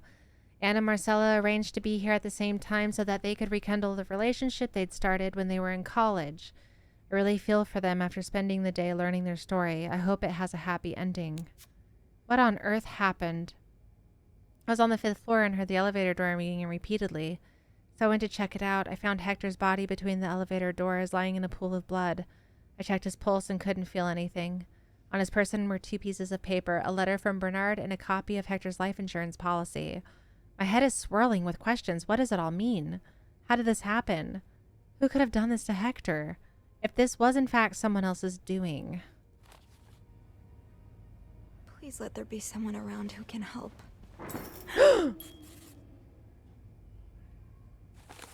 And then the lights went out, as if the situation wasn't ominous enough.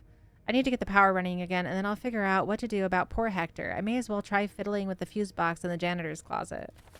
I have to get the power back on. Oh my goodness, this took a turn. I was not expecting that. Okay, let's see.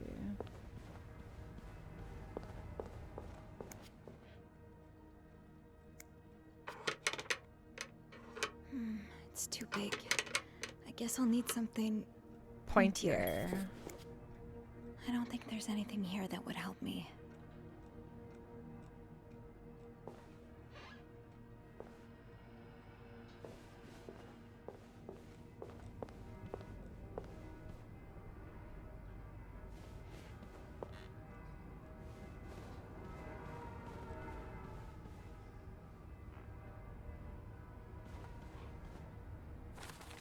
Lockpick needed. Damn it, the fuse box is locked and I have to get it open. No calling Eugene for help now.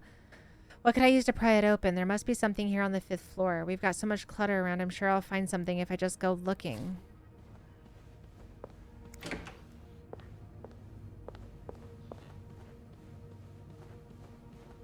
I never did come in here. This can wait.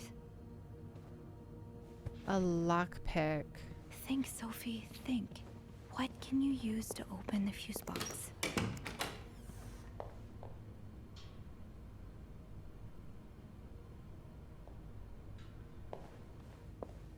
Maybe an ice pick could pry open the fuse box. Ice pick? Where the heck do I have an ice pick at? Think, Sophie, think. What can you use to open the fuse box?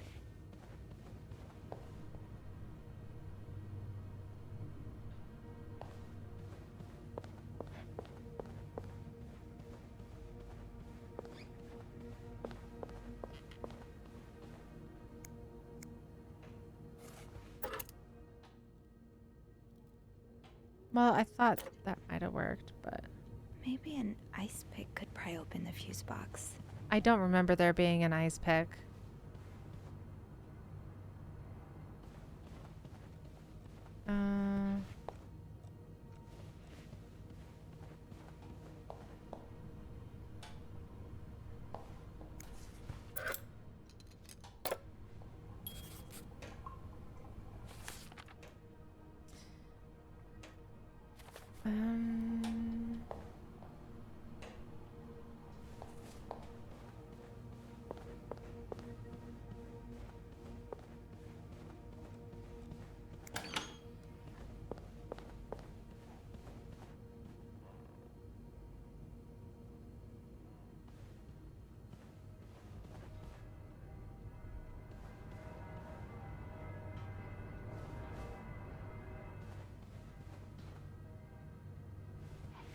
I don't remember an ice pick, do you?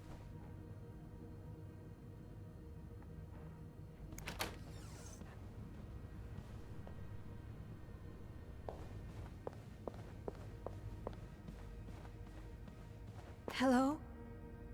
Is anyone in? Hello? I need help. Hotel room? Oh, hello. Oh my god.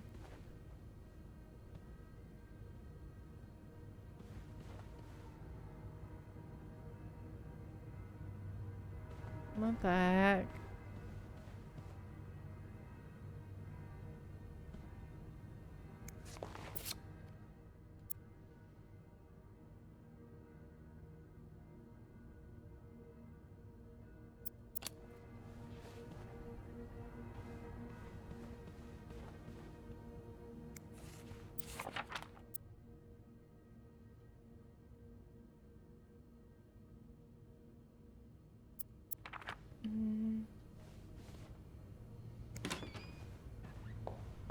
My god. Sorry for the mess. Oh, wow. There are more pressing matters right now, Sophie. I figured out of any room, this room would have This can wait. a lockpick. Or an ice pick. I guess not.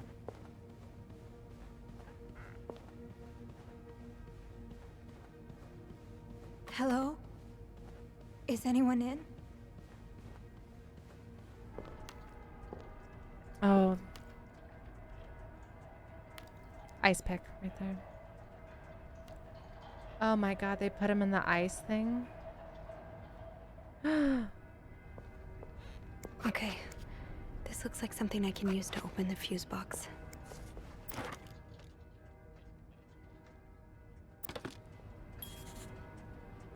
Wow.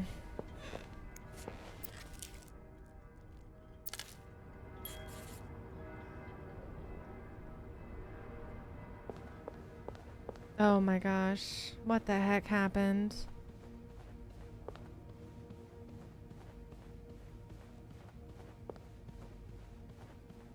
Oh my god.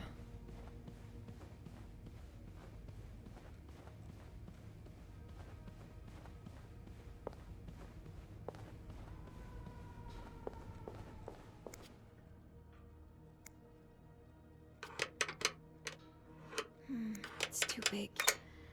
That worked, thank God. Now, oh get gosh. the power back. Eugene, what I would give to have you with me right now. Your note will have to make do. If there's a power outage and I'm busy preventing another part of this hotel from collapsing, here's what to do. Check fuse box plan for required amperage of each socket. Remove all the blown fuses from sockets. Blown fuses are usually blackened. Screw in new fuses in sockets. Make sure amperage is correct. Flick big lever to restore power. Okay.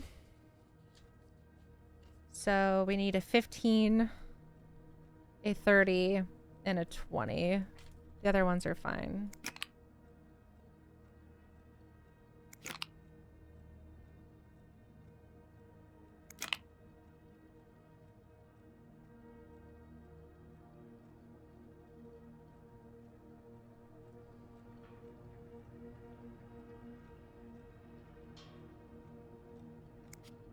Okay. How does Eugene do this again? Fuses. I probably need new fuses. Yeah, where are they? Getting the fuse box open was half the battle.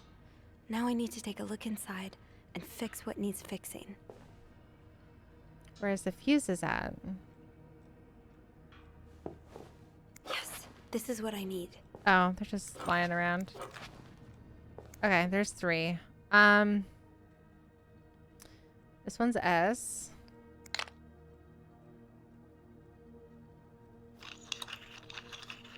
That's 20. 15 is A. 30 is G.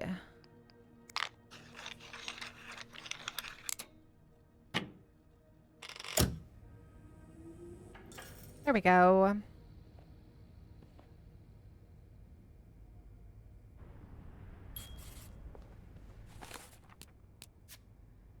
I used an ice pick from the ice room to get the fuse box door open, but I should have guessed my work wouldn't end there. Why couldn't there just be a switch labeled power that I could flip? Some of the fuses on the panel have blown, so replacing those should be the first thing I do. Okay, that's done. I've never been more grateful for electricity. The light from the window in the janitor's closet was enough for me to see what I was doing with the fuse box, and it occurred to me that had it been any later in the day, I would have been up the creek without a paddle. I'll head down to the lobby, go straight to reception, and get the police on the phone. The nightmare's almost over, or so I hope. Oh gosh, we're gonna get a jump scare over here, aren't we?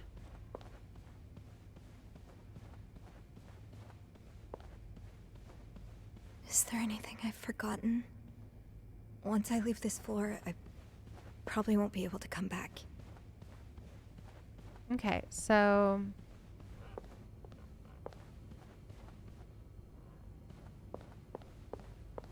maybe we look for clues then. Hello? I need help. Hello? Is anyone in?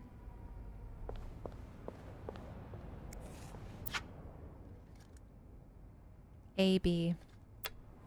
Beaumont.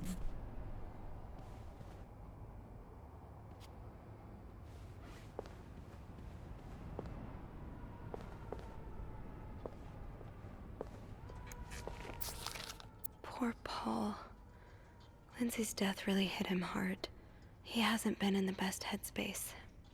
February 14th. Montreal's much bigger than I had expected. Big cities always make me feel lonely, and that feeling was only exasperated this morning by the fact that everyone around me was speaking a language I could not understand. I bought an English-French dictionary at the train station, but I don't think I'll need it after all. English speakers seem more common in the downtown area, thank God. The hotel is nice. When I arrived, the whole staff was busy getting ready for some big event. It wasn't until I saw Marcella enter the lobby with a flower bouquet that I realized today's Valentine's Day. Hector and her were gone in a flash, and I was left feeling more alone than ever, wishing Lindsay was here with me. Helping Marcella out these past weeks have been a great distraction, but it still hurts so much every time I think about him. I had hoped the pain would have gone by now. Probably need a double dose of Milton to sleep tonight. So Paul just needed to pass the time while Marcella was away. That's why he was observing us. February 15th. Today I wanted to follow Marcella and Hector out of the hotel, but the sidewalks were so packed with people that I started having a panic attack. I tried taking a cab, and that's when I realized I was all out of money.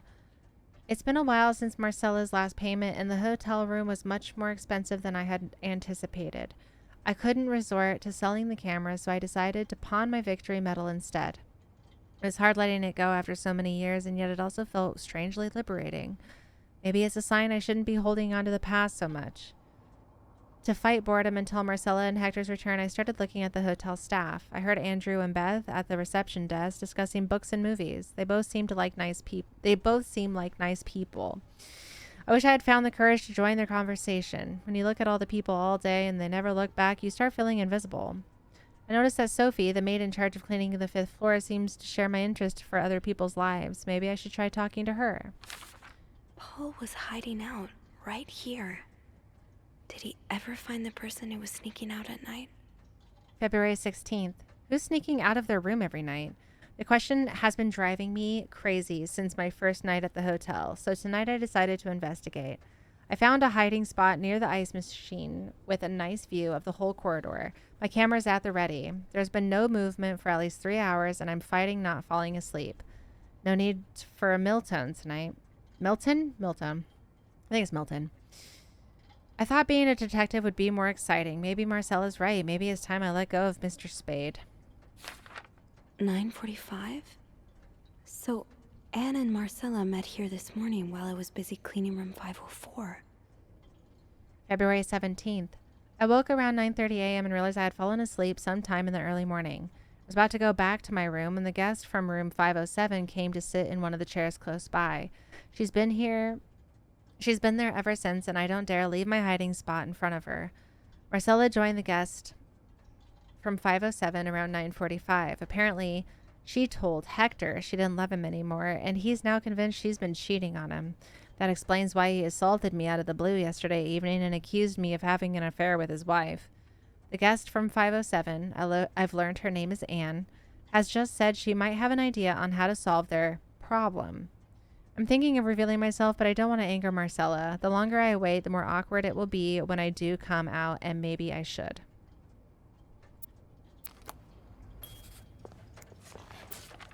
Oh, so Paul's work with Marcella was to follow her around like a private investigator, to help her with research for her novel. November 22nd, 1957. Dear Paul, I'm sorry to hear you are in such a dire situation. You seem to possess a lot of useful skills, and it's a shame employers cannot see past your medical history, but don't despair. I have been writing novels for almost 8 years now. My publisher takes most of the sales revenue, but I was still able to collect a substantial sum of money over the years. Now I would like to use that money to hire you. I'm getting tired of romance novels, and I'm thinking of branching out into crime fiction. As a sort of research, I would like you to follow me around town and take notes of my comings and goings. I'm aware this is a very unusual job, but considering you were able to track me down, I believe you would make a great private detective. In addition to your salary, I would cover all work-related expenses, and you would, of course, be the first to read the manuscript once it's finished. Sincerely, M. Paul really got into his role. January 13th. Dear Paul, I hope spying on me isn't proving too exhausting. You've really inspired me so far, and I already have tons of ideas. The trench coats you bought were a nice touch. You look straight out of a film noir. I also noticed you started smoking. It's probably another way for you to get into character, but maybe that's pushing it a little bit too far. You know best, of course, but don't pick up drinking next. At this rate, I should be able to start writing in 2 or 3 weeks. Thanks again for your help. He followed Marcella to Montreal even though she was done with her research. Paul, why did you follow me into Montreal? As I already told you, I do not require your services anymore. I am starting to worry you were taking your role a bit too seriously. You are not a real detective. You have to let go.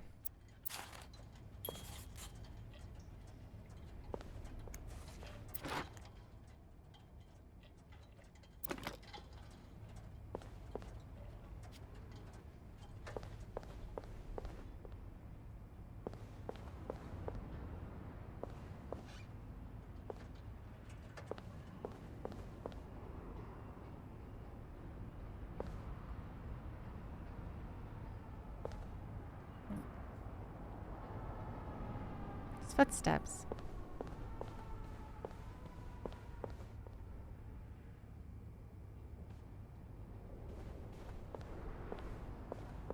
So that film that he hid in the planter is probably got the killer.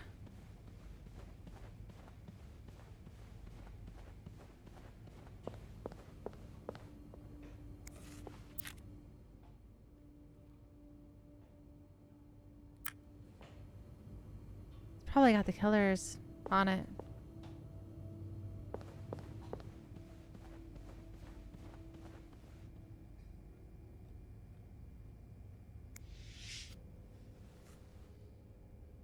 I'm sorry.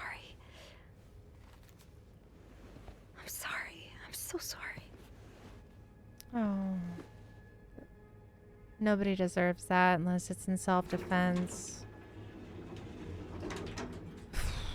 That's so scary. Who did it though? Anne? Marcella? Paul?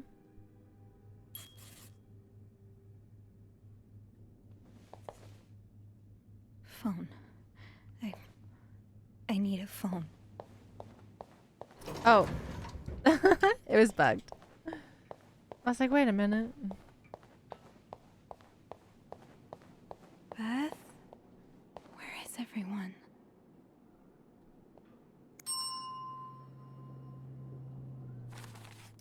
I restored the power on the 5th floor, but the rest of the hotel is still in the dark. At least I was able to make it to the lobby. I had to move Hector to get inside the elevator. I just want to forget that part, but it happened.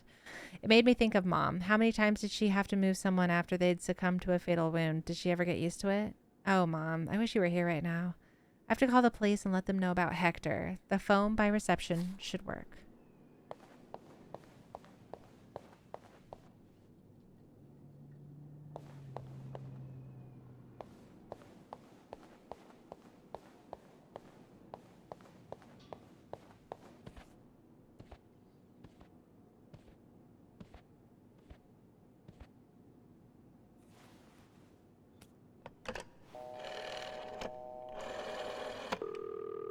Montreal Police Service, Station 22. There's a man dead. He's been murdered. I need the police. Please stay calm, ma'am. Where are you right now? The lobby, but the body, it's upstairs. Can you give me the address, please? Oh, 1178 Drummond Street. All right, ma'am. Officers are on their way. Thank you. Where is everyone?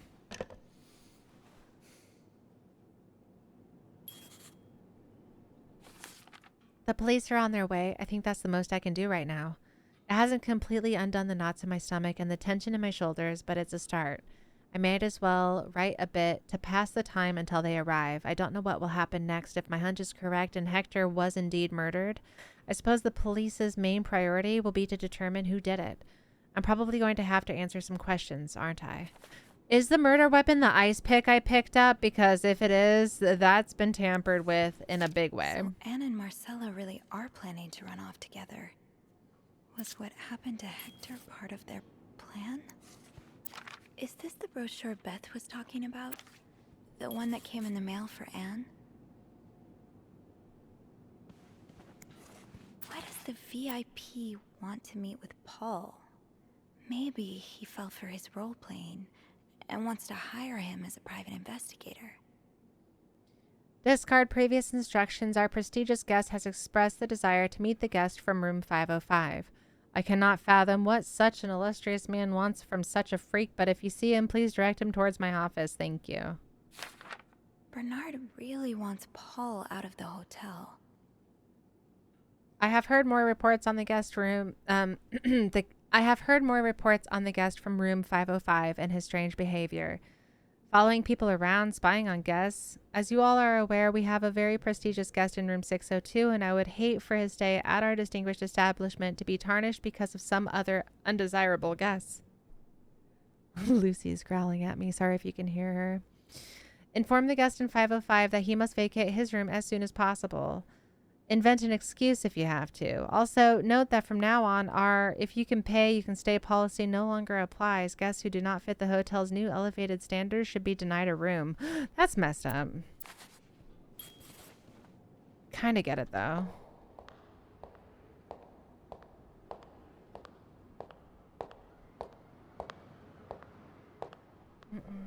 No, I don't have any food, honey. Oh, hey you. Great timing, right? I'm thinking if we're lucky, Bernard will let us go home. No point in working in the dark. Sophie? Bean, you're not scared of the dark, are you? Hey, is everything okay? I found Mr. Cruz. Hector. Oh, you did? What was the bloke up to? You don't understand. I found his body. He's dead, Beth. Oh, merde. Merde. Sit down, okay? You look like you're about to faint. Part of me does not trust her, and I'm not sure why.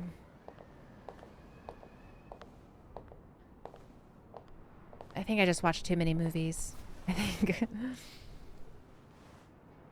Have you called the police? Yeah, they're on their way. What happened? Was there an accident? No, I don't think so. Someone did this to him. You mean... Merde. Do you think it could have been Anne and Marcella?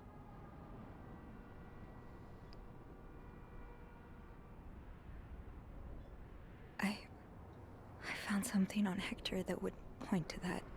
Yes. Wait, so you touched the body?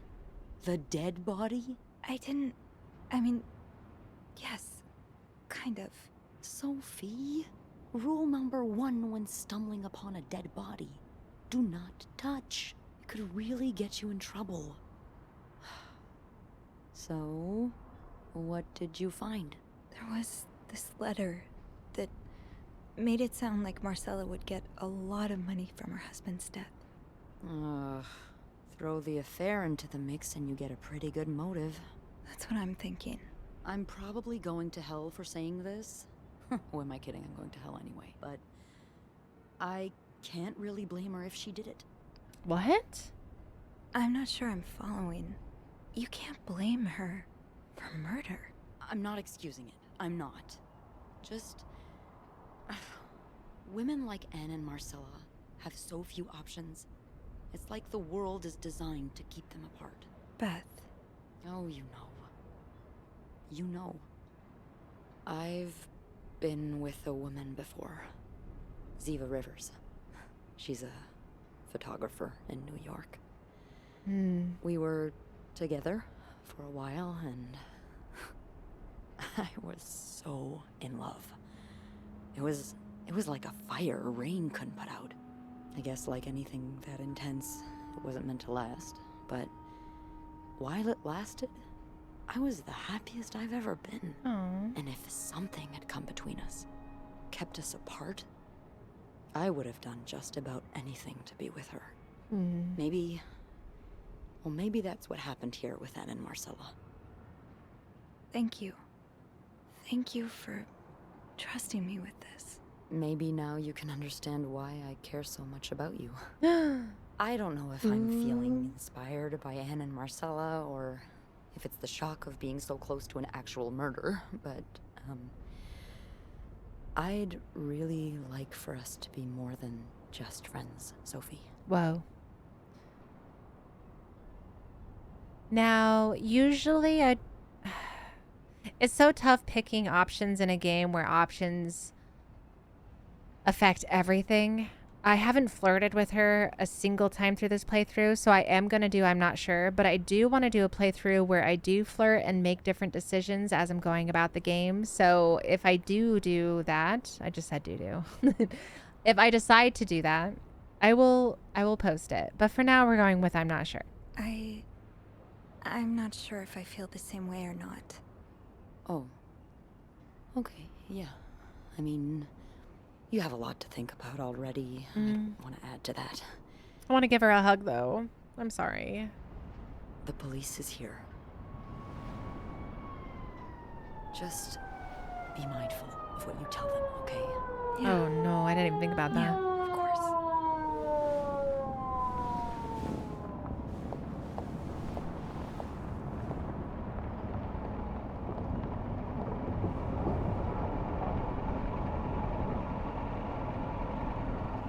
They could pin this on me, really. If they wanted. That's a whole other game, though, I think. Miss Roy? Miss Roy? Miss Roy! Oh, sorry. I was distracted. I really need you to focus right now. I don't want to be here all night, and I'm sure you don't either. No. No, I don't. So, as I was saying, we're trying to ascertain the circumstances of Mr. Cruz's death. Can you tell me how you came to find the body? I was cleaning room 509 when I heard the elevator bell ring. Again and again and again. I thought maybe a child was playing with the doors, so I went out in the corridor, and that's when I saw him. All the blood and... Why was the elevator bell ringing? I'm sorry? You said you heard the elevator bell ring. Why was it ringing? I assume it wasn't a child after all. Well, Mr. Cruz's body was preventing the doors from closing. Really? When we found the body, I moved it, I wasn't forgot. that close to the doors. Oh, the stairs are blocked because of the renovations, so the elevator's the only way out of the 5th floor. I had no choice but to move the body. Just a little. Ah, so that explains the traces we found. Thank you for clearing that up. Oh, whew. So, what did you do after that? Well, that's when the power cut. So I had to go to the janitor's closet. To access the fuse box. Exactly. I changed a few fuses and turned the power back on. But there's a lock on that box, isn't there? I'm going to be honest, Did you I have think. the key? No, I didn't. Only Eugene does. But I thought an ice pick might do the trick, so I went to the ice machine to get one. You're a size 7, I suppose. Yes, I am. Why? What did you see when you went to the ice machine? There was blood. A lot of it. Did you touch anything? I might have touched a few things. Just to figure out what had happened to Mr. Cruz. Of course you did. Why so many witnesses can't help but compromise the evidence is just beyond me. Sorry. Anyway, what did you do after restoring the power? I took the elevator down to the lobby. That's where I called the police. Do you remember what you said to the operator? The exact words. No, I'm afraid I don't. You said, there's a man dead. He's been murdered. That's possible. What makes you so sure it was murder? I'm being honest. I've been snooping around the guests' rooms. I didn't think you'd admit it. You knew already? We found pictures of you snooping around. Oh. Now, unless you want me to arrest you for violating your guest's privacy, I suggest you tell me everything you know. Yes, sir. Let's start with the victim's wife, Marcella Cruz. Apparently, she left in quite a hurry this morning. What can you tell me about her? She's having an affair, but it's not what you think. She's been in love with another woman since college. They've been apart for more than 10 years, and now they... Yes, I know all about Mrs. Cruz and Mrs. Beaumont's sexual deviance. Oh. Have you ever witnessed them engaging in immoral behavior? What do you mean? I'm asking if you've seen them being, intimate. No, I haven't. No. And did you hear them discuss their deviant ways in front of Mrs. Beaumont's son, perhaps? What? Imagine. What kind Is this of the effect dad? such perversion can have on a young child? No, I didn't hear anything. Did you hear them express their hatred of men? Did they ever talk about using violence against men? Did you hear them speak ill of Mr. Cruz?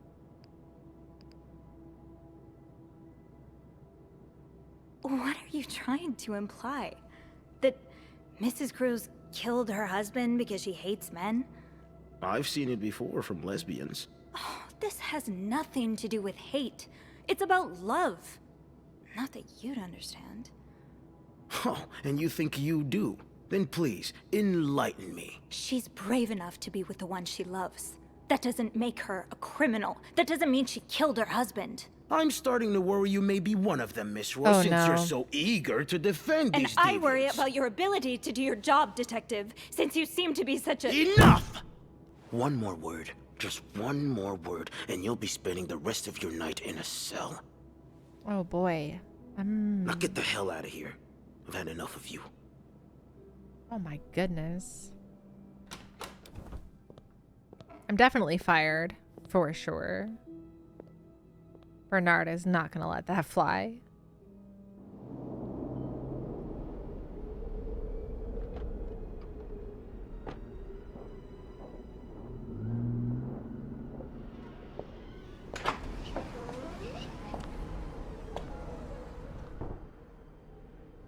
Bernard was strangely chipper on the phone. That can't be a good sign. The atmosphere is so different in here. Will it ever feel like it used to?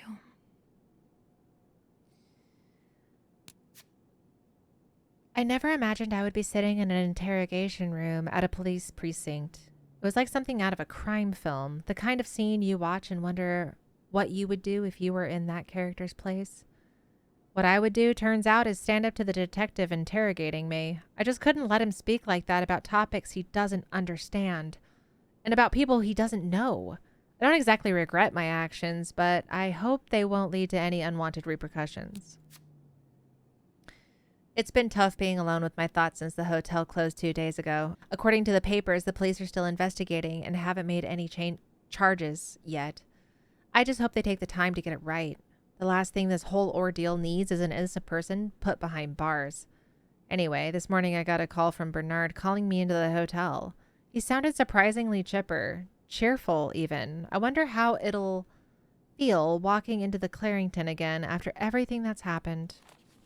Let's go see what Bernard wants. It'll probably be a while before the hotel reopens. Without Eugene, the lobby will be a swimming pool by the end of the month. Will the rest of the building even be standing?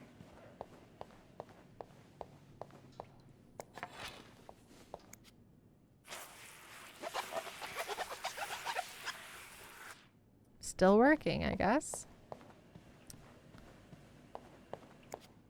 I want to walk through it anyway.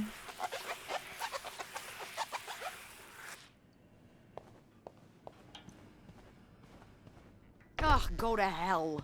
Oh. Beth, Hey, are you okay? I'm out of a job. But other than that, yeah, everything's just peachy. What? No, I hope you're luckier than I am. Come join me when he's done with you, all right? I'll be questioning my life choices on the mezzanine. yeah. I think I got her Yeah, fired. okay. Shoot. Okay.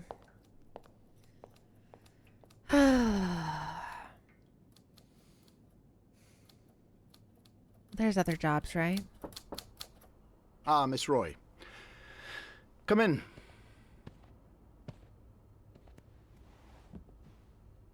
I suppose you know why you're here? Actually, not really. I'm not sure, actually. Your phone call was a bit vague. Yes, well, I prefer to have this conversation in person. We've been getting a lot of press lately, and not the good kind. I wouldn't expect you to understand the position I'm in, but I assure you, it's quite uncomfortable. To have one's life's work blown away like that. All thanks to some sexual deviance and a nut job. It's obvious to me now that I haven't been firm enough. For guests of such morals to be comfortable booking a few nights here and committing such a horrid act. Things need to change. This means elevating our standards to the highest possible level, and it starts with the people working here. It starts with you. What? With me? Yes. You've been quite the disappointment. Unclean rooms, several complaints from guests. I may have been too busy to notice it before, but now that it's staring me right in the face, I cannot continue to ignore it. You're fired. What?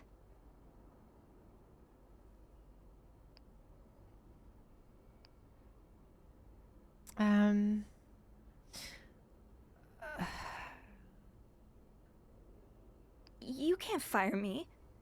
Because I quit. Sure. I fire you, you quit. It's all the same to me. Just make sure to empty your locker before the end of the month. That'll be all. The guy's a jerk. I don't want to work for you.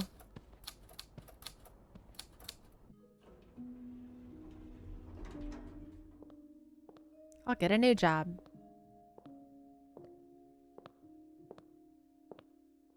Hey. Hey. What a week. Yeah. So, what did Bernard want with you? Well, he was being kind of a jerk, so I quit. You what? I quit. I figured there was no point in staying if you were leaving. I appreciate the solidarity, but you really didn't have to do that. I kind of did. It's for the best. He was firing me anyway. Did Bernard say why he was firing you? Ugh. He was going on and on about keeping deviants out of the hotel, so I may have lost my cool a little. Understandable. I told him I was one of those deviants he was so afraid of. He froze for a moment, then showed me the door. So, what's next for you? I think I'm done working under Bernard's or Linda's. Maybe it's time I become my own Bernard. Minus the fascism, of course. Yeah, of course, of course. I could see myself owning my own establishment, one that caters to the right kind of crowd. Believe it or not, I do enjoy the company of people, just not, the stuck-up, entitled clientele of this prestigious hotel. But maybe if I were behind the counter of, say, a bar, instead of a reception desk. Oh, yeah, I could see that. I don't know. Is that silly? Not at all. It's not. In fact, you'd be perfect for it. You're the most charming person I know. Thank you. I'm really glad we're friends. Aww. Me too.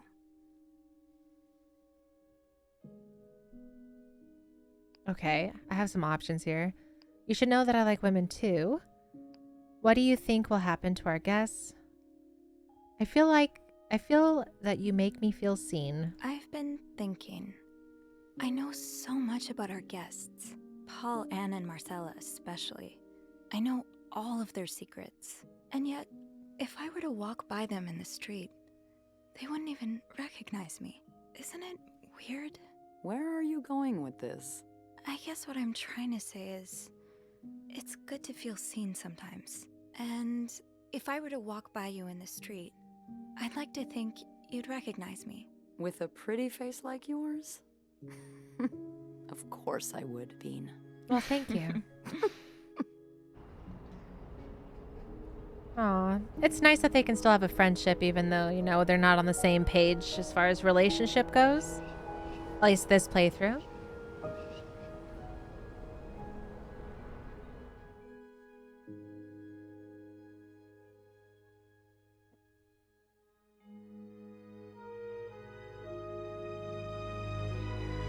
Three conspirators charged in Clarington hotel murder case. Good, I guess. I don't know who did it, but good. They'll figure it out.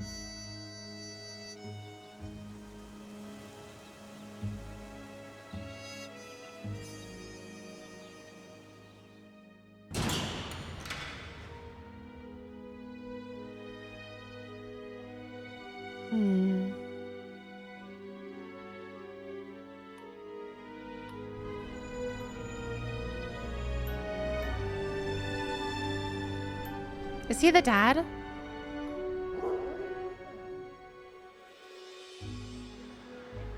I don't think so. I don't know. Grand reopening. VIP only.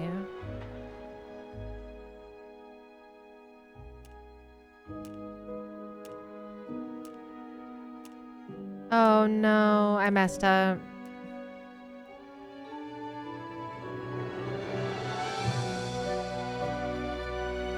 Oh, she got the bar.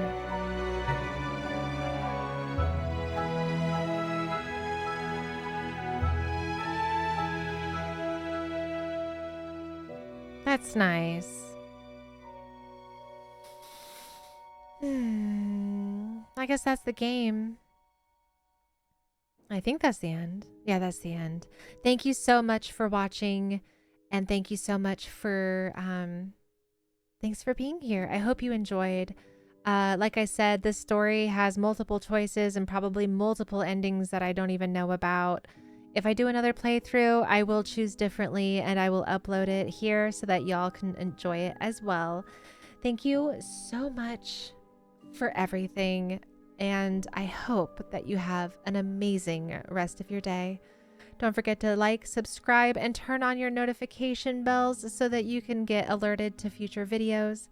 And I will see you on the next one.